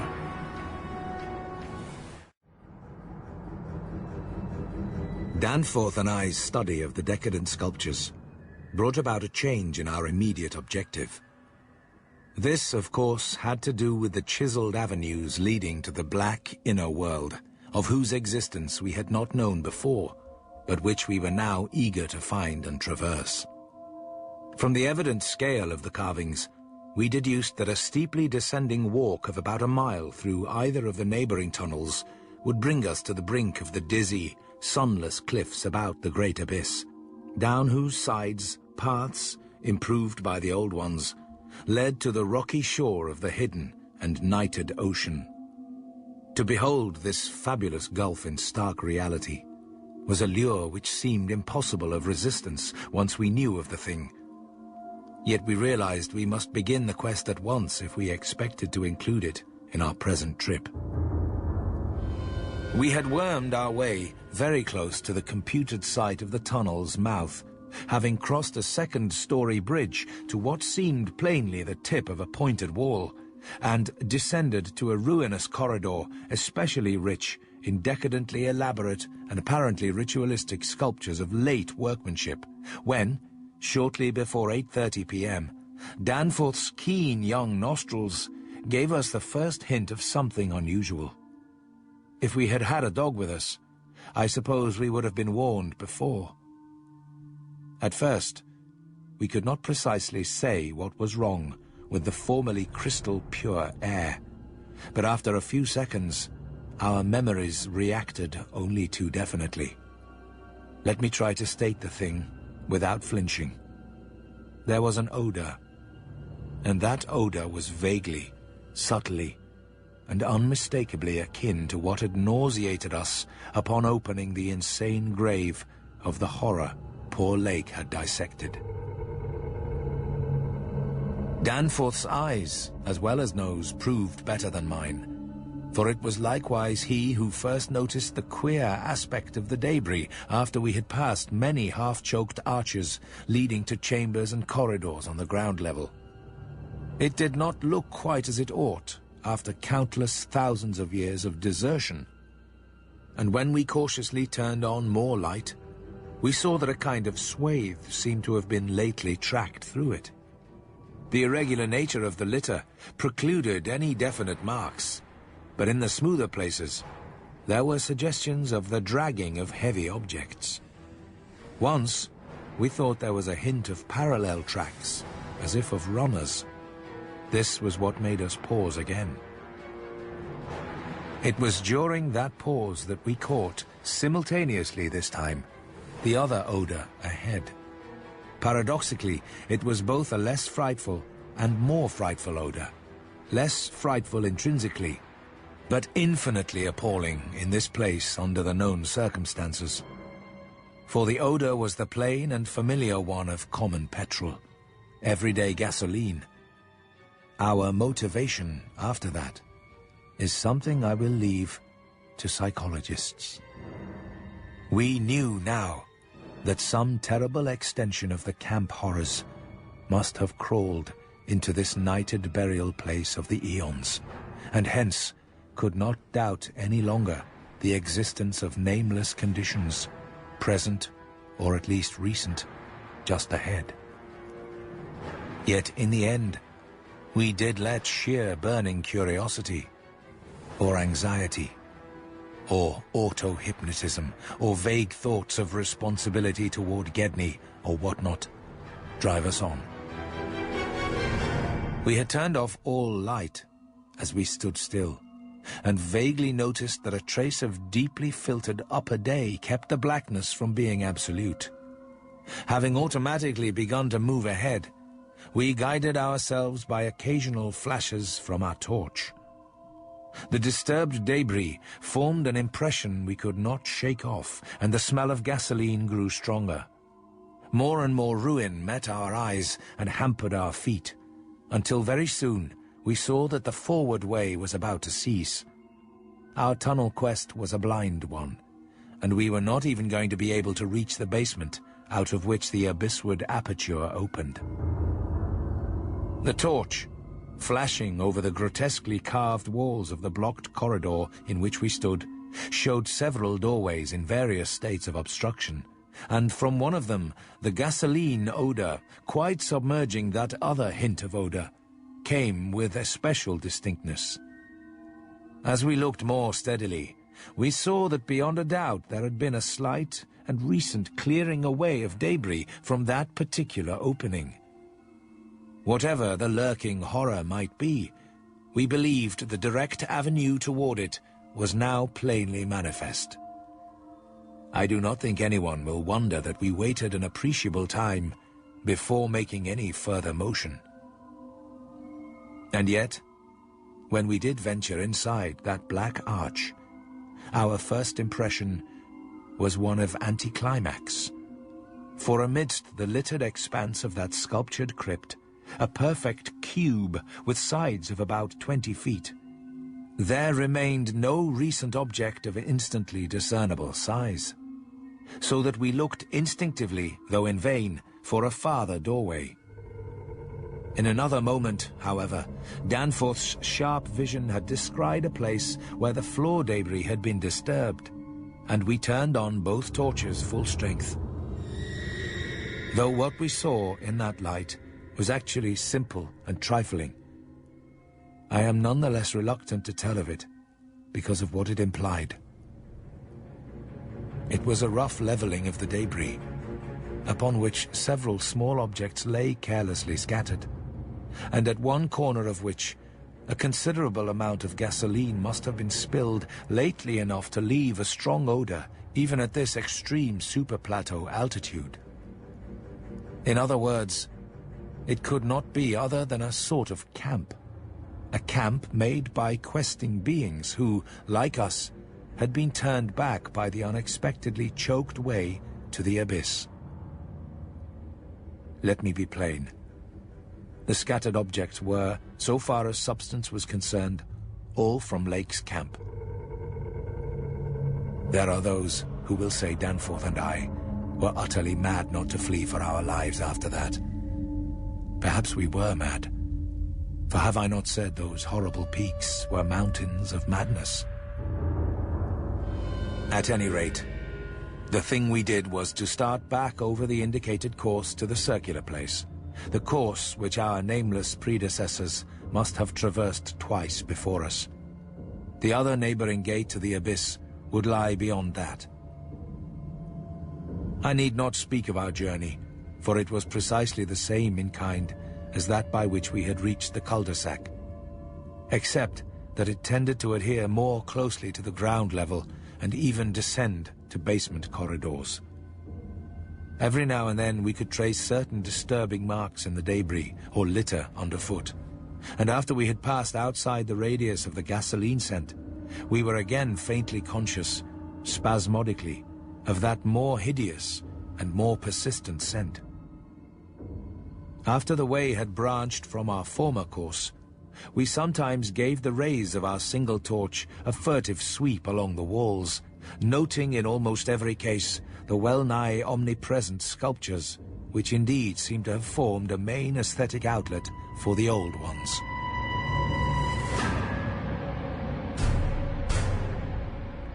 About 9:30 p.m., while traversing a long, vaulted corridor whose increasingly glaciated floor seemed somewhat below the ground level and whose roof grew lower as we advanced, we began to see strong daylight ahead and were able to turn off our torch. It appeared that we were coming to the vast circular place, and that our distance from the upper air could not be very great.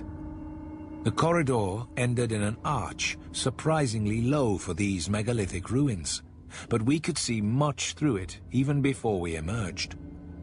Beyond, there stretched a prodigious round space, fully 200 feet in diameter, strewn with debris and containing many choked archways corresponding to the one we were about to cross. But the salient object of the place was the titanic stone ramp, which, eluding the archways by a sharp turn outward into the open floor, wound spirally up the stupendous cylindrical wall like an inside counterpart of those once climbing outside the monstrous towers or ziggurats of antique Babylon. As we stepped out into the awesome half-daylight of this monstrous cylinder bottom, 50 million years old, and without doubt the most primally ancient structure ever to meet our eyes, we saw that the ramp traversed sides stretched dizzily up to a height of fully 60 feet. It took us only a moment to conclude that this was indeed the route by which those others had descended, and that this would be the logical route for our own ascent. The tower's mouth was no farther from the foothills and our waiting plane than was the great terraced building we had entered, and any further subglacial exploration we might make on this trip would lie in this general region. Oddly, we were still thinking about possible later trips, even after all we had seen and guessed. Then, as we picked our way cautiously over the debris of the great floor, there came a sight which, for the time, excluded all other matters. It was the neatly huddled array of 3 sledges in that farther angle of the ramp's lower and outward projecting course, which had hitherto been screened from our view.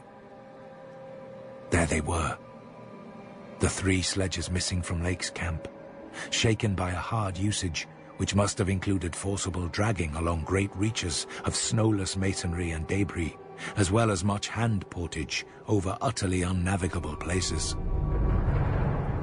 They were carefully and intelligently packed and strapped, and contained things memorably familiar enough: the gasoline stove, fuel cans, instrument cases, provision tins, tarpaulins obviously bulging with books, and some bulging with less obvious contents.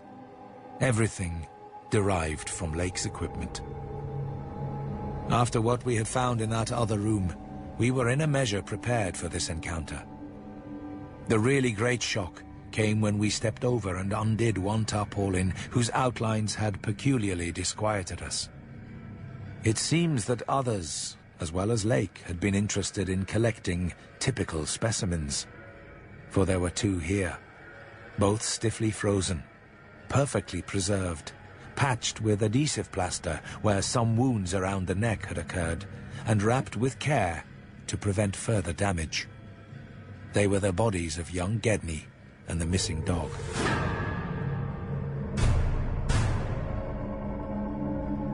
Many people will probably judge us callous, as well as mad, for thinking about the Northward Tunnel and the abyss so soon after our somber discovery.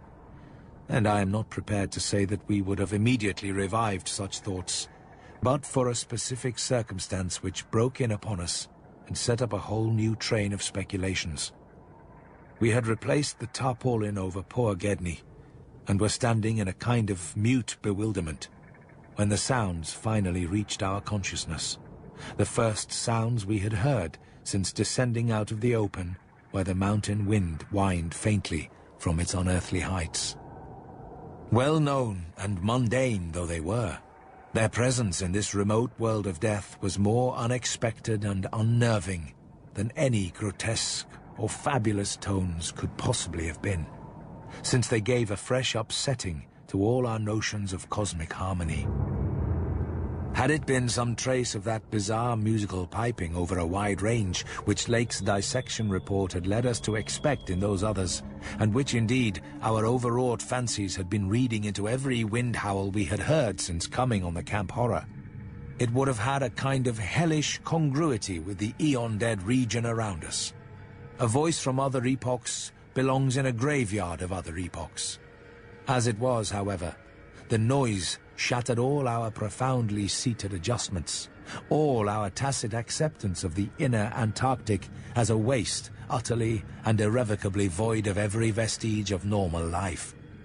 What we heard was not the fabulous note of any buried blasphemy of Elder Earth, from whose supernal toughness an age-denied polar sun had evoked a monstrous response.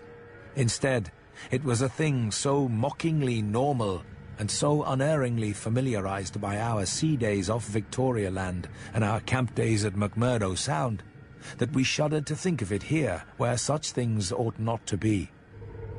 To be brief, it was simply the raucous squawking of a penguin. The muffled sound floated from subglacial recesses nearly opposite to the corridor whence we had come, regions manifestly in the direction of that other tunnel to the vast abyss. The presence of a living waterbird in such a direction, in a world whose surface was one of age-long and uniform lifelessness, could lead to only one conclusion. Hence our first thought was to verify the objective reality of the sound. It was indeed repeated, and seemed at times to come from more than one throat. Seeking its source, we entered an archway from which much debris had been cleared. As the glaciated floor gave place to a litter of detritus, we plainly discerned some curious dragging tracks, and once Danforth found a distinct print of a sort whose description would be only too superfluous. The course indicated by the penguin cries was precisely what our map and compass prescribed as an approach to the more northerly tunnel mouth, and we were glad to find that a bridgeless thoroughfare on the ground and basement levels seemed open. The tunnel, according to the chart, ought to start from the basement of a large pyramidal structure, which we seemed vaguely to recall from our aerial survey as remarkably well preserved. Along our path, the single torch showed a customary profusion of carvings, but we did not pause to examine any of these. Suddenly, a bulky white shape loomed up ahead of us, and we flashed on the second torch. This white, waddling thing was fully 6 feet high. We were clutched for an instant by primitive dread. Then came a flash of anticlimax as the white shape sidled into a lateral archway to our left to join two others of its kind, which had summoned it in raucous tones. For it was only a penguin, albeit of a huge, unknown species larger than the greatest of the known king penguins, and monstrous in its combined albinism and virtual eyelessness. When we had followed the thing into the archway and turned both our torches on the indifferent and unheeding group of three, we saw that they were all eyeless albinos of the same unknown and gigantic species. Their size reminded us of some of the archaic penguins depicted in the Old One's sculptures, and it did not take us long to conclude that they were descended from the same stock, undoubtedly surviving through a retreat to some warmer inner region whose perpetual blackness had destroyed their pigmentation and atrophied their eyes to mere useless slits. That their present habitat was the vast abyss we sought was not for a moment to be doubted, and this evidence of the gulf's continued warmth and habitability filled us with the most curious and subtly perturbing fancies. We wondered, too, what had caused these three birds to venture out of their usual domain. The state and silence of the great dead city made it clear that it had at no time been an habitual seasonal rookery, whilst the manifest indifference of the trio to our presence made it seem odd that any passing party of those others should have startled them. Was it possible that those others had taken some aggressive action or tried to increase their meat supply? We doubted whether that pungent odor which the dogs had hated could cause an equal antipathy in these penguins, since their ancestors had obviously lived on excellent terms with the Old Ones. An amicable relationship which must have survived in the abyss below as long as any of the Old Ones remained. Regretting, in a flare-up of the old spirit of pure science, that we could not photograph these anomalous creatures, we shortly left them to their squawking and pushed on toward the abyss whose openness was now so positively proved to us, and whose exact direction occasional penguin tracks made clear. Not long afterward, a steep descent in a long, low, doorless, and peculiarly sculptureless corridor led us to believe that we were approaching the tunnel mouth at last. We had passed two more penguins and heard others immediately ahead. Then the corridor ended in a prodigious open space, which made us gasp involuntarily. A perfect, inverted hemisphere, obviously deep underground, fully 100 feet in diameter and 50 feet high, with low archways opening around all parts of the circumference but one, and that one yawning cavernously with a black, arched aperture which broke the symmetry of the vault to a height of nearly 15 feet. It was the entrance to the great abyss. In this vast hemisphere, whose concave roof was impressively though decadently carved to a likeness of the primordial celestial dome, a few albino penguins waddled, aliens there, but indifferent and unseeing.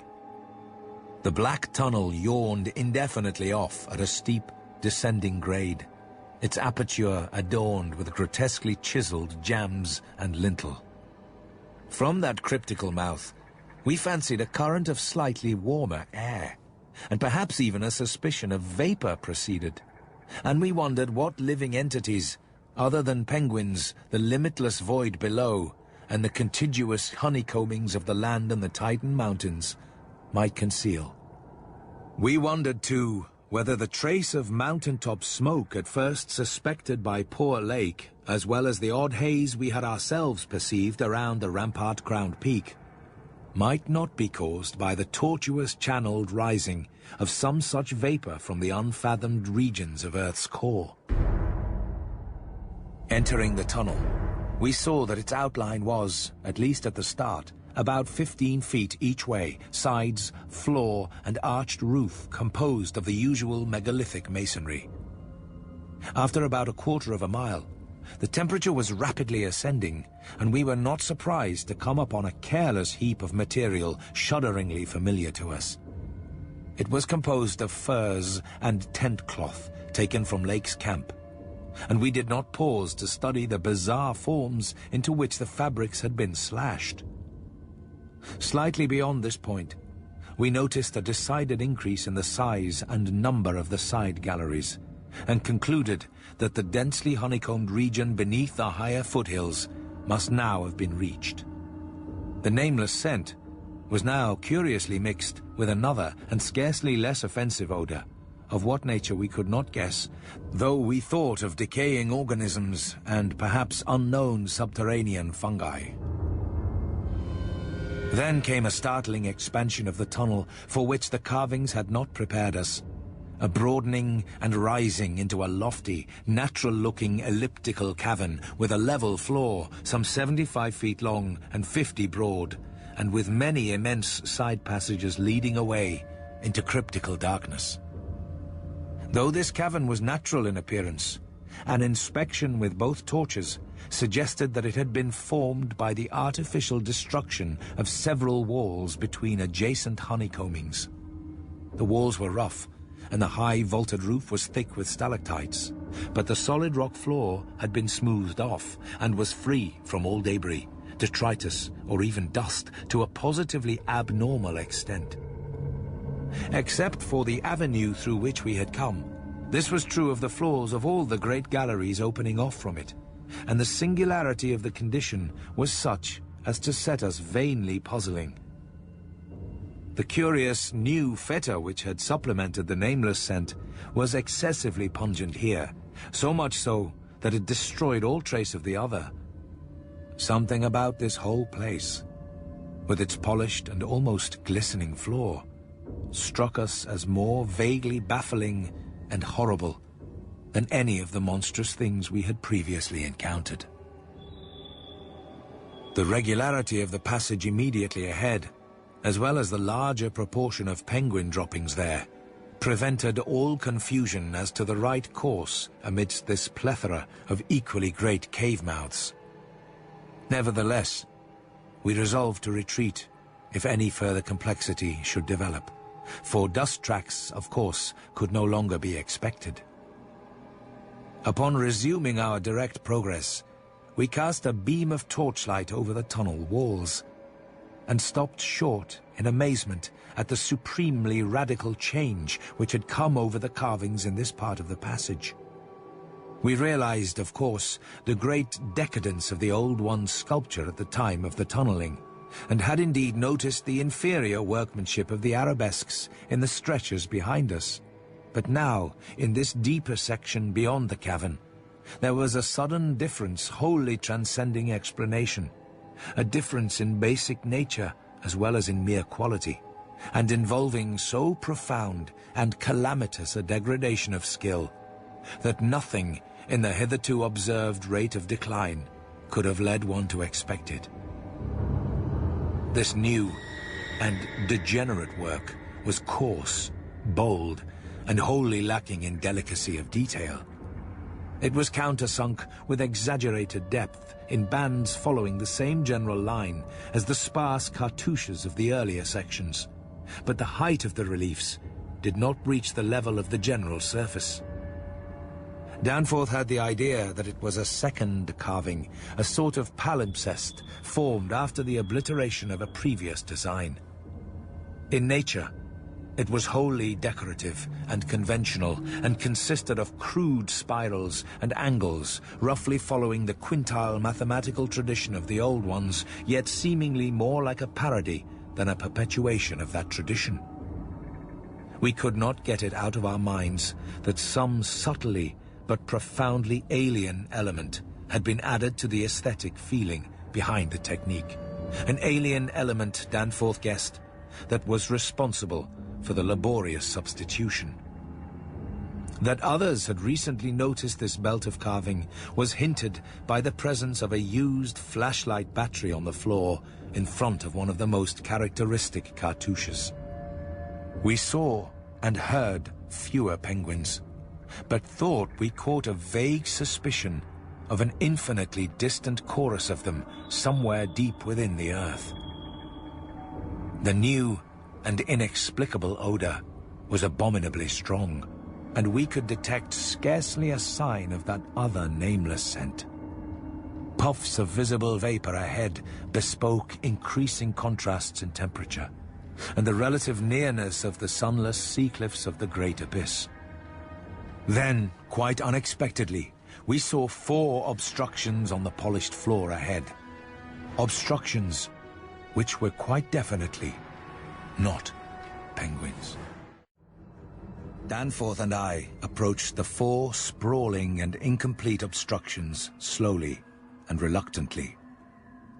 Would to heaven we had never approached them at all, but had run back at top speed out of that blasphemous tunnel with the greasily smooth floors and the degenerate murals aping and mocking the things they had superseded. Run back before we had seen what we did see, and before our minds were burned with something which will never let us breathe easily again. Both of our torches were turned on the prostrate objects, so that we soon realized the dominant factor in their incompleteness. Mauled, compressed, twisted and ruptured as they were, their chief common injury was total decapitation. From each one, the tentacled starfish head had been removed. And as we drew near, we saw that the manner of removal looked more like some hellish tearing or suction than like any ordinary form of cleavage. Their noisome, dark green ichor formed a large, spreading pool, but its stench was half overshadowed by the newer and stranger stench, here more pungent than at any other point along our route. Only when we had come very close to the sprawling obstructions could we trace that second, unexplainable fetor to any immediate source.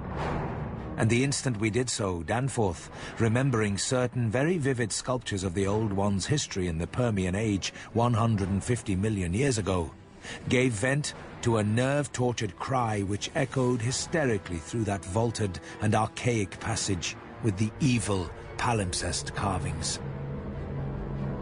I came only just short of echoing his cry myself, for I had seen those primal sculptures too, and had shudderingly admired the way the nameless artist had suggested that hideous slime coating found on certain incomplete and prostrate Old Ones, those whom the frightful Shoggoths had characteristically slain and sucked to a ghastly headlessness in the Great War of Resubjugation.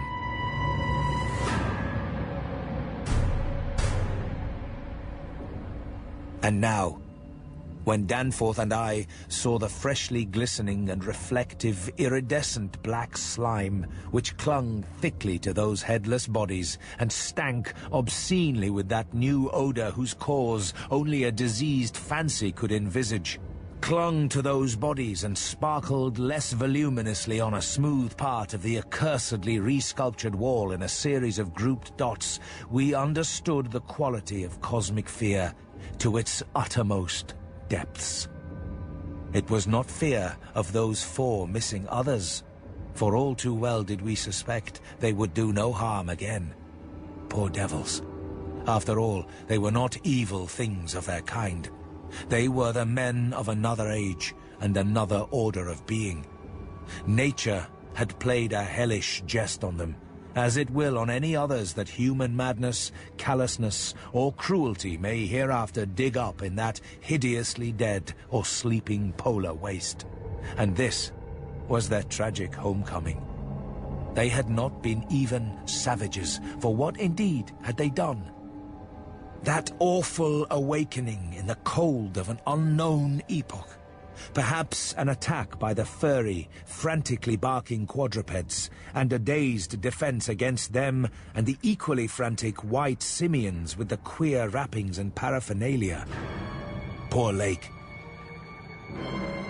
Poor Gedney. And poor Old Ones. Scientists to the last. What had they done that we would not have done in their place? God, what intelligence and persistence! What a facing of the incredible! Just as those carven kinsmen and forebears had faced things only a little less incredible. Radiates, vegetables, monstrosities, star spawn, whatever they had been, they were men. They had crossed the icy peaks on whose templed slopes they had once worshipped and roamed among the tree ferns. They had found their dead city brooding under its curse, and had read its carven latter days as we had done. They had tried to reach their living fellows in fabled depths of blackness they had never seen, And what had they found? All this flashed in unison through the thoughts of Danforth and me as we looked from those headless, slime-coated shapes to the loathsome palimpsest sculptures and the diabolical dot groups of fresh slime on the wall beside them, looked and understood what must have triumphed and survived down there in the Cyclopean water city of that nighted, penguin-fringed abyss, whence even now a sinister curling mist had begun to belch pallidly, as if in answer to Danforth's hysterical scream. The shock of recognizing that monstrous slime and headlessness had frozen us into mute, motionless statues. And it is only through later conversations that we have learned of the complete identity of our thoughts at that moment. It seemed eons that we stood there, but actually, it could not have been more than 10 or 15 seconds. That hateful pallid mist curled forward as if veritably driven by some remoter, advancing bulk.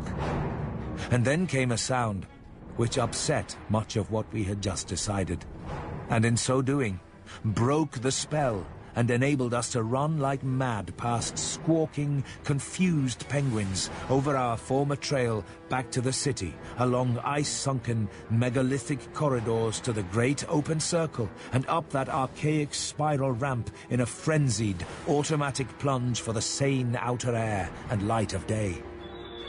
The new sound had a shocking resemblance to the wind pipings we had both heard around the lofty mountain caves. At the risk of seeming puerile, I will add another thing too, if only because of the surprising way Danforth's impressions chimed with mine. Of course, common reading is what prepared us both to make the interpretation, though Danforth has hinted at queer notions about unsuspected and forbidden sources to which Edgar Allan Poe may have had access when writing the narrative of Arthur Gordon Pym of Nantucket a century ago. It will be remembered that in that fantastic tale, there is a word of unknown but terrible and prodigious significance connected with the Antarctic and screamed eternally by the gigantic, spectrally snowy birds of that malign region's core. Tekili-li, Tekili-li. That, I may admit, is exactly what we thought we heard conveyed by that sudden sound behind the advancing white mist. That insidious, musical piping over a singularly wide range. We were in full flight before 3 notes or syllables had been uttered. Though we knew that the swiftness of the Old Ones would enable any scream-roused and pursuing survivor of the slaughter to overtake us in a moment, if it really wished to do so. Concealment being futile at this juncture, we used our torch for a running glance behind, and perceived that the mist was thinning. Would we see at last a complete and living specimen of those others? Again came that insidious musical piping, Tekili-li, Tekili-li.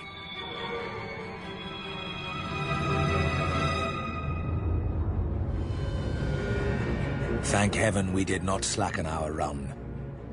The curling mist had thickened again, and was driving ahead with increased speed, whilst the straying penguins in our rear were squawking and screaming and displaying signs of a panic really surprising in view of their relatively minor confusion when we had passed them. Our recklessly used torch now revealed ahead of us the large open cavern where various ways converged, and we were glad to be leaving those morbid palimpsest sculptures, almost felt even when scarcely seen, behind. Another thought which the advent of the cave inspired was the possibility of losing our pursuer at this bewildering focus of large galleries. The fact that we survived and emerged is sufficient proof that the thing did take a wrong gallery, whilst we providentially hit on the right one. The penguins alone could not have saved us, but in conjunction with the mist, they seemed to have done so. Only a benign fate kept the curling vapors thick enough at the right moment, for they were constantly shifting and threatening to vanish. Indeed, they did lift for a second, just before we emerged from the nauseously resculptured tunnel into the cave, so that we actually caught one first and only half glimpse of the oncoming entity as we cast a final, desperately fearful glance backward, before dimming the torch and mixing with the penguins in the hope of dodging pursuit. If the fate which screened us was benign, that which gave us the half-glimpse was infinitely the opposite. For to that flash of semi-vision can be traced a full half of the horror which has ever since haunted us.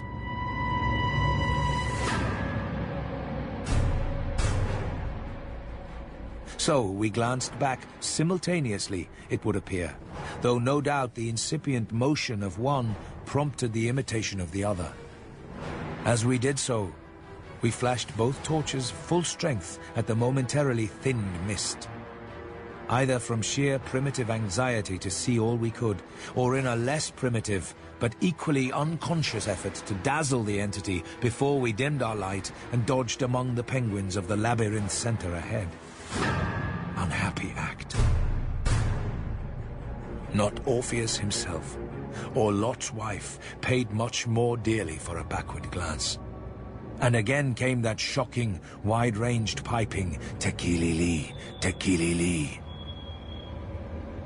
It crippled our consciousness so completely that I wonder we had the residual sense to dim our torches as planned and to strike the right tunnel toward the dead city.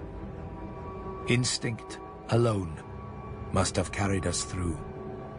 Perhaps better than reason could have done, though if that was what saved us, we paid a high price. Of reason, we certainly had little enough left. Danforth was totally unstrung, and the first thing I remember of the rest of the journey was hearing him lightheadedly chant an hysterical formula in which I alone of mankind could have found anything but insane irrelevance. It reverberated in falsetto echoes among the squawks of the penguins, reverberated through the vaultings ahead, and thank God, through the now empty vaultings behind. He could not have begun it at once, else we would not have been alive and blindly racing. I shudder to think of what a shade of difference in his nervous reactions might have brought. South Station under, Washington under, Park Street under, Kendall Central, Harvard. The poor fellow was chanting the familiar stations of the Boston-Cambridge tunnel that burrowed through our peaceful native soil thousands of miles away in New England. Yet to me, the ritual had neither irrelevance nor home feeling. It had only horror, because I knew unerringly the monstrous, nefandous analogy that had suggested it. We had expected, upon looking back, to see a terrible and incredible moving entity if the mists were thin enough. But of that entity, we had formed a clear idea. What we did see, for the mists were indeed all too malignly thinned, was something altogether different, and immeasurably more hideous and detestable. It was the utter, objective embodiment of the fantastic novelist's thing that should not be. And its nearest, comprehensible analogue is a vast, onrushing subway train as one sees it from a station platform, the great black front looming colossally out of infinite subterranean distance, constellated with strangely colored lights, and filling the prodigious burrow as a piston fills a cylinder. But we were not on a station platform. We were on the track ahead, as the nightmare plastic column of fetid black iridescence oozed tightly onward through its 15-foot sinus, gathering unholy speed and driving before it a spiral, re-thickening cloud of the pallid abyss vapor. It was a terrible, indescribable thing vaster than any subway train. A shapeless congeries of protoplasmic bubbles, faintly self-luminous, and with myriads of temporary eyes forming and unforming as pustules of greenish light all over the tunnel-filling front that bore down upon us, crushing the frantic penguins and slithering over the glistening floor that it and its kind had swept so evilly free of all litter.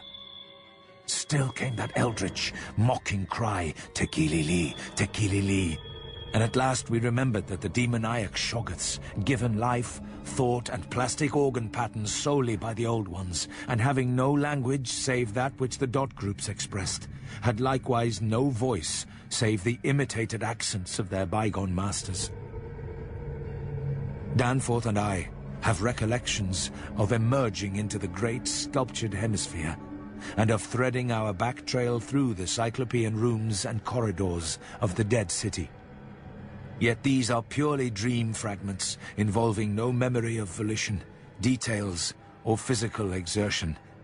It was as if we floated in a nebulous world or dimension without time, causation, or orientation. The grey, half-daylight of the vast circular space sobered us somewhat, but we did not go near those cached sledges, or look again at poor Gedney and the dog. They have a strange and titanic mausoleum, and I hope the end of this planet will find them still undisturbed. Finally scrambling out at the top, we found ourselves on a great mound of tumbled blocks, with the curved walls of higher stonework rising westward, and the brooding peaks of the great mountains showing beyond the more crumbled structures toward the east. The low, Antarctic sun of midnight peered redly from the southern horizon through rifts in the jagged ruins, and the terrible age and deadness of the nightmare city seemed all the starker by contrast with such relatively known and accustomed things as the features of the polar landscape. The sky above was a churning and opalescent mass of tenuous ice vapors, and the cold clutched at our vitals. Wearily resting the outfit bags to which we had instinctively clung throughout our desperate flight, we rebuttoned our heavy garments for the stumbling climb down the mound and the walk through the eon-old stone maze to the foothills where our aeroplane waited. Of what had set us fleeing from that darkness of Earth's secret and archaic gulfs, we said nothing at all.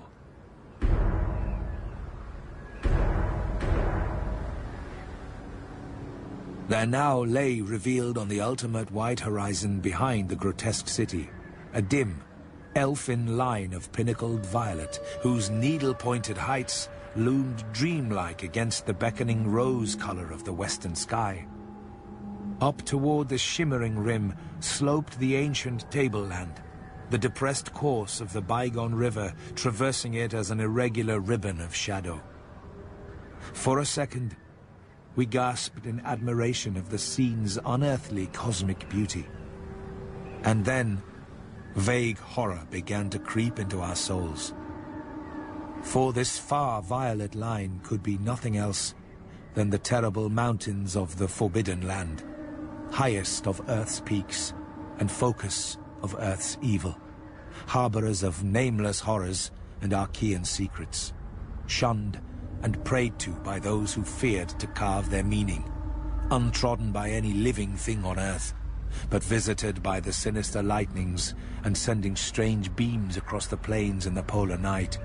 Beyond doubt, the unknown archetype of that dreaded Kadath in the cold waste beyond abhorrent Leng, whereof primal legends hint evasively.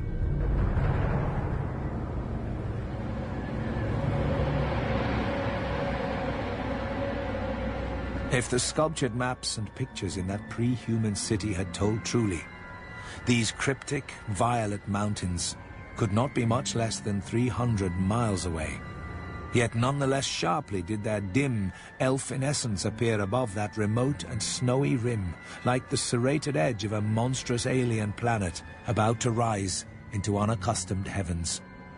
Their height, then, must have been tremendous beyond all comparison, carrying them up into tenuous atmospheric strata peopled only by such gaseous wraiths as rash flyers have barely lived to whisper of after unexplainable falls. Looking at them, I thought nervously of certain sculptured hints of what the great bygone river had washed down into the city from their accursed slopes, and wondered how much sense and how much folly had lain in the fears of those old ones who carved them so reticently. Yet long before we had passed the great star-shaped ruin and reached our plain, our fears had become transferred to the lesser, but vast enough range whose recrossing lay ahead of us. From these foothills, the black, ruin-crusted slopes reared up starkly and hideously against the east.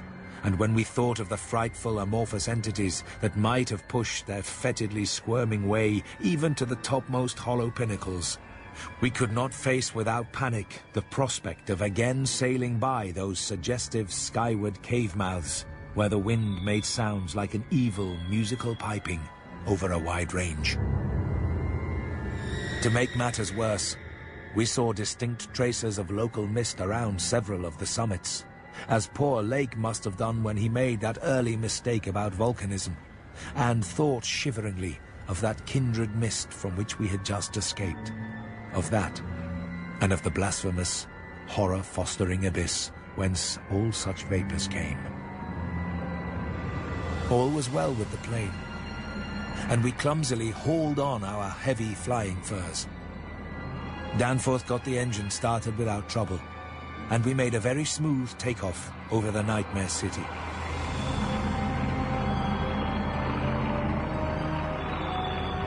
As we drew close to the jutting peaks, the wind's strange piping again became manifest, and I could see Danforth's hands trembling at the controls.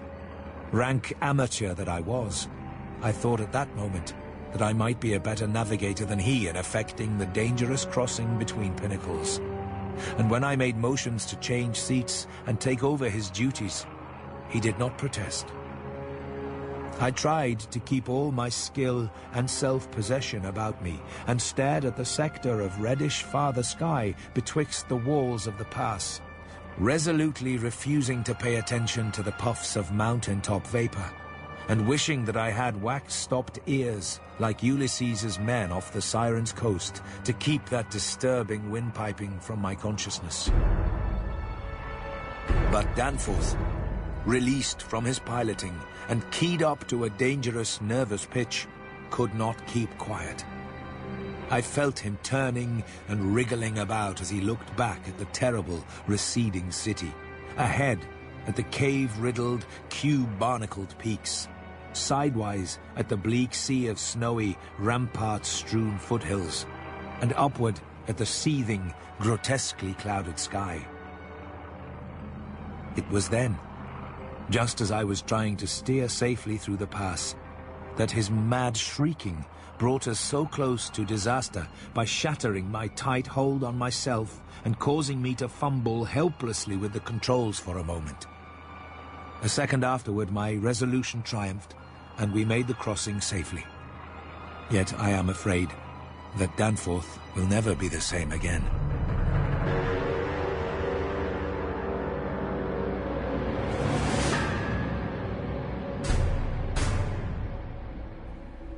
I have said that Danforth refused to tell me what final horror made him scream out so insanely. A horror which, I feel sadly sure, is mainly responsible for his present breakdown. We had snatches of shouted conversation above the wind's piping and the engine's buzzing as we reached the safe side of the range and swooped slowly down toward the camp. But that had mostly to do with the pledges of secrecy we had made as we prepared to leave the Nightmare City. Certain things, we agreed, were not for people to know and discuss lightly. And I would not speak of them now, but for the need of heading off that Starkweather Moor expedition, and others at any cost. It is absolutely necessary, for the peace and safety of mankind, that some of Earth's dark, dead corners and unplumbed depths be let alone, lest sleeping abnormalities wake to resurgent life, and blasphemously surviving nightmares squirm and splash out of their black lairs to newer and wider conquests. All that Danforth has ever hinted is that the final horror was a mirage. It was not, he declares, anything connected with the cubes and caves of those echoing, vaporous, wormily honeycombed mountains of madness which we crossed, but a single fantastic, demoniac glimpse among the churning zenith clouds, of what lay back of those other violent westward mountains which the old ones had shunned and feared. It is very probable that the thing was a sheer delusion born of the previous stresses we had passed through, and of the actual, though unrecognized mirage of the dead transmontane city experienced near Lake's camp the day before. But it was so real to Danforth that he suffers from it still. He has, on rare occasions, whispered disjointed and irresponsible things about the Black Pit, the Carven Rim, the Proto-Shoggoths, the windowless solids with 5 dimensions, the nameless cylinder, the Elder Pharos, Yog-Sothoth, the primal white jelly, the color out of space, the wings, the eyes in darkness, the moon ladder, the original, the eternal, the undying, and other bizarre conceptions. But when he is fully himself, he repudiates all this and attributes it to his curious and macabre reading of earlier years. Danforth, indeed, is known to be among the few who have ever dared go completely through that worm-riddled copy of the Necronomicon kept under lock and key in the college library. The higher sky, as we crossed the range, was surely vaporous and disturbed enough. And although I did not see the zenith, I can well imagine that its swirls of ice dust may have taken strange forms. Imagination, knowing how vividly distant scenes can sometimes be reflected, refracted, and magnified by such layers of restless cloud, might easily have supplied the rest.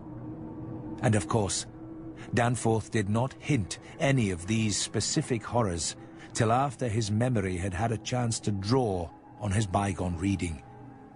He could never have seen so much in one instantaneous glance.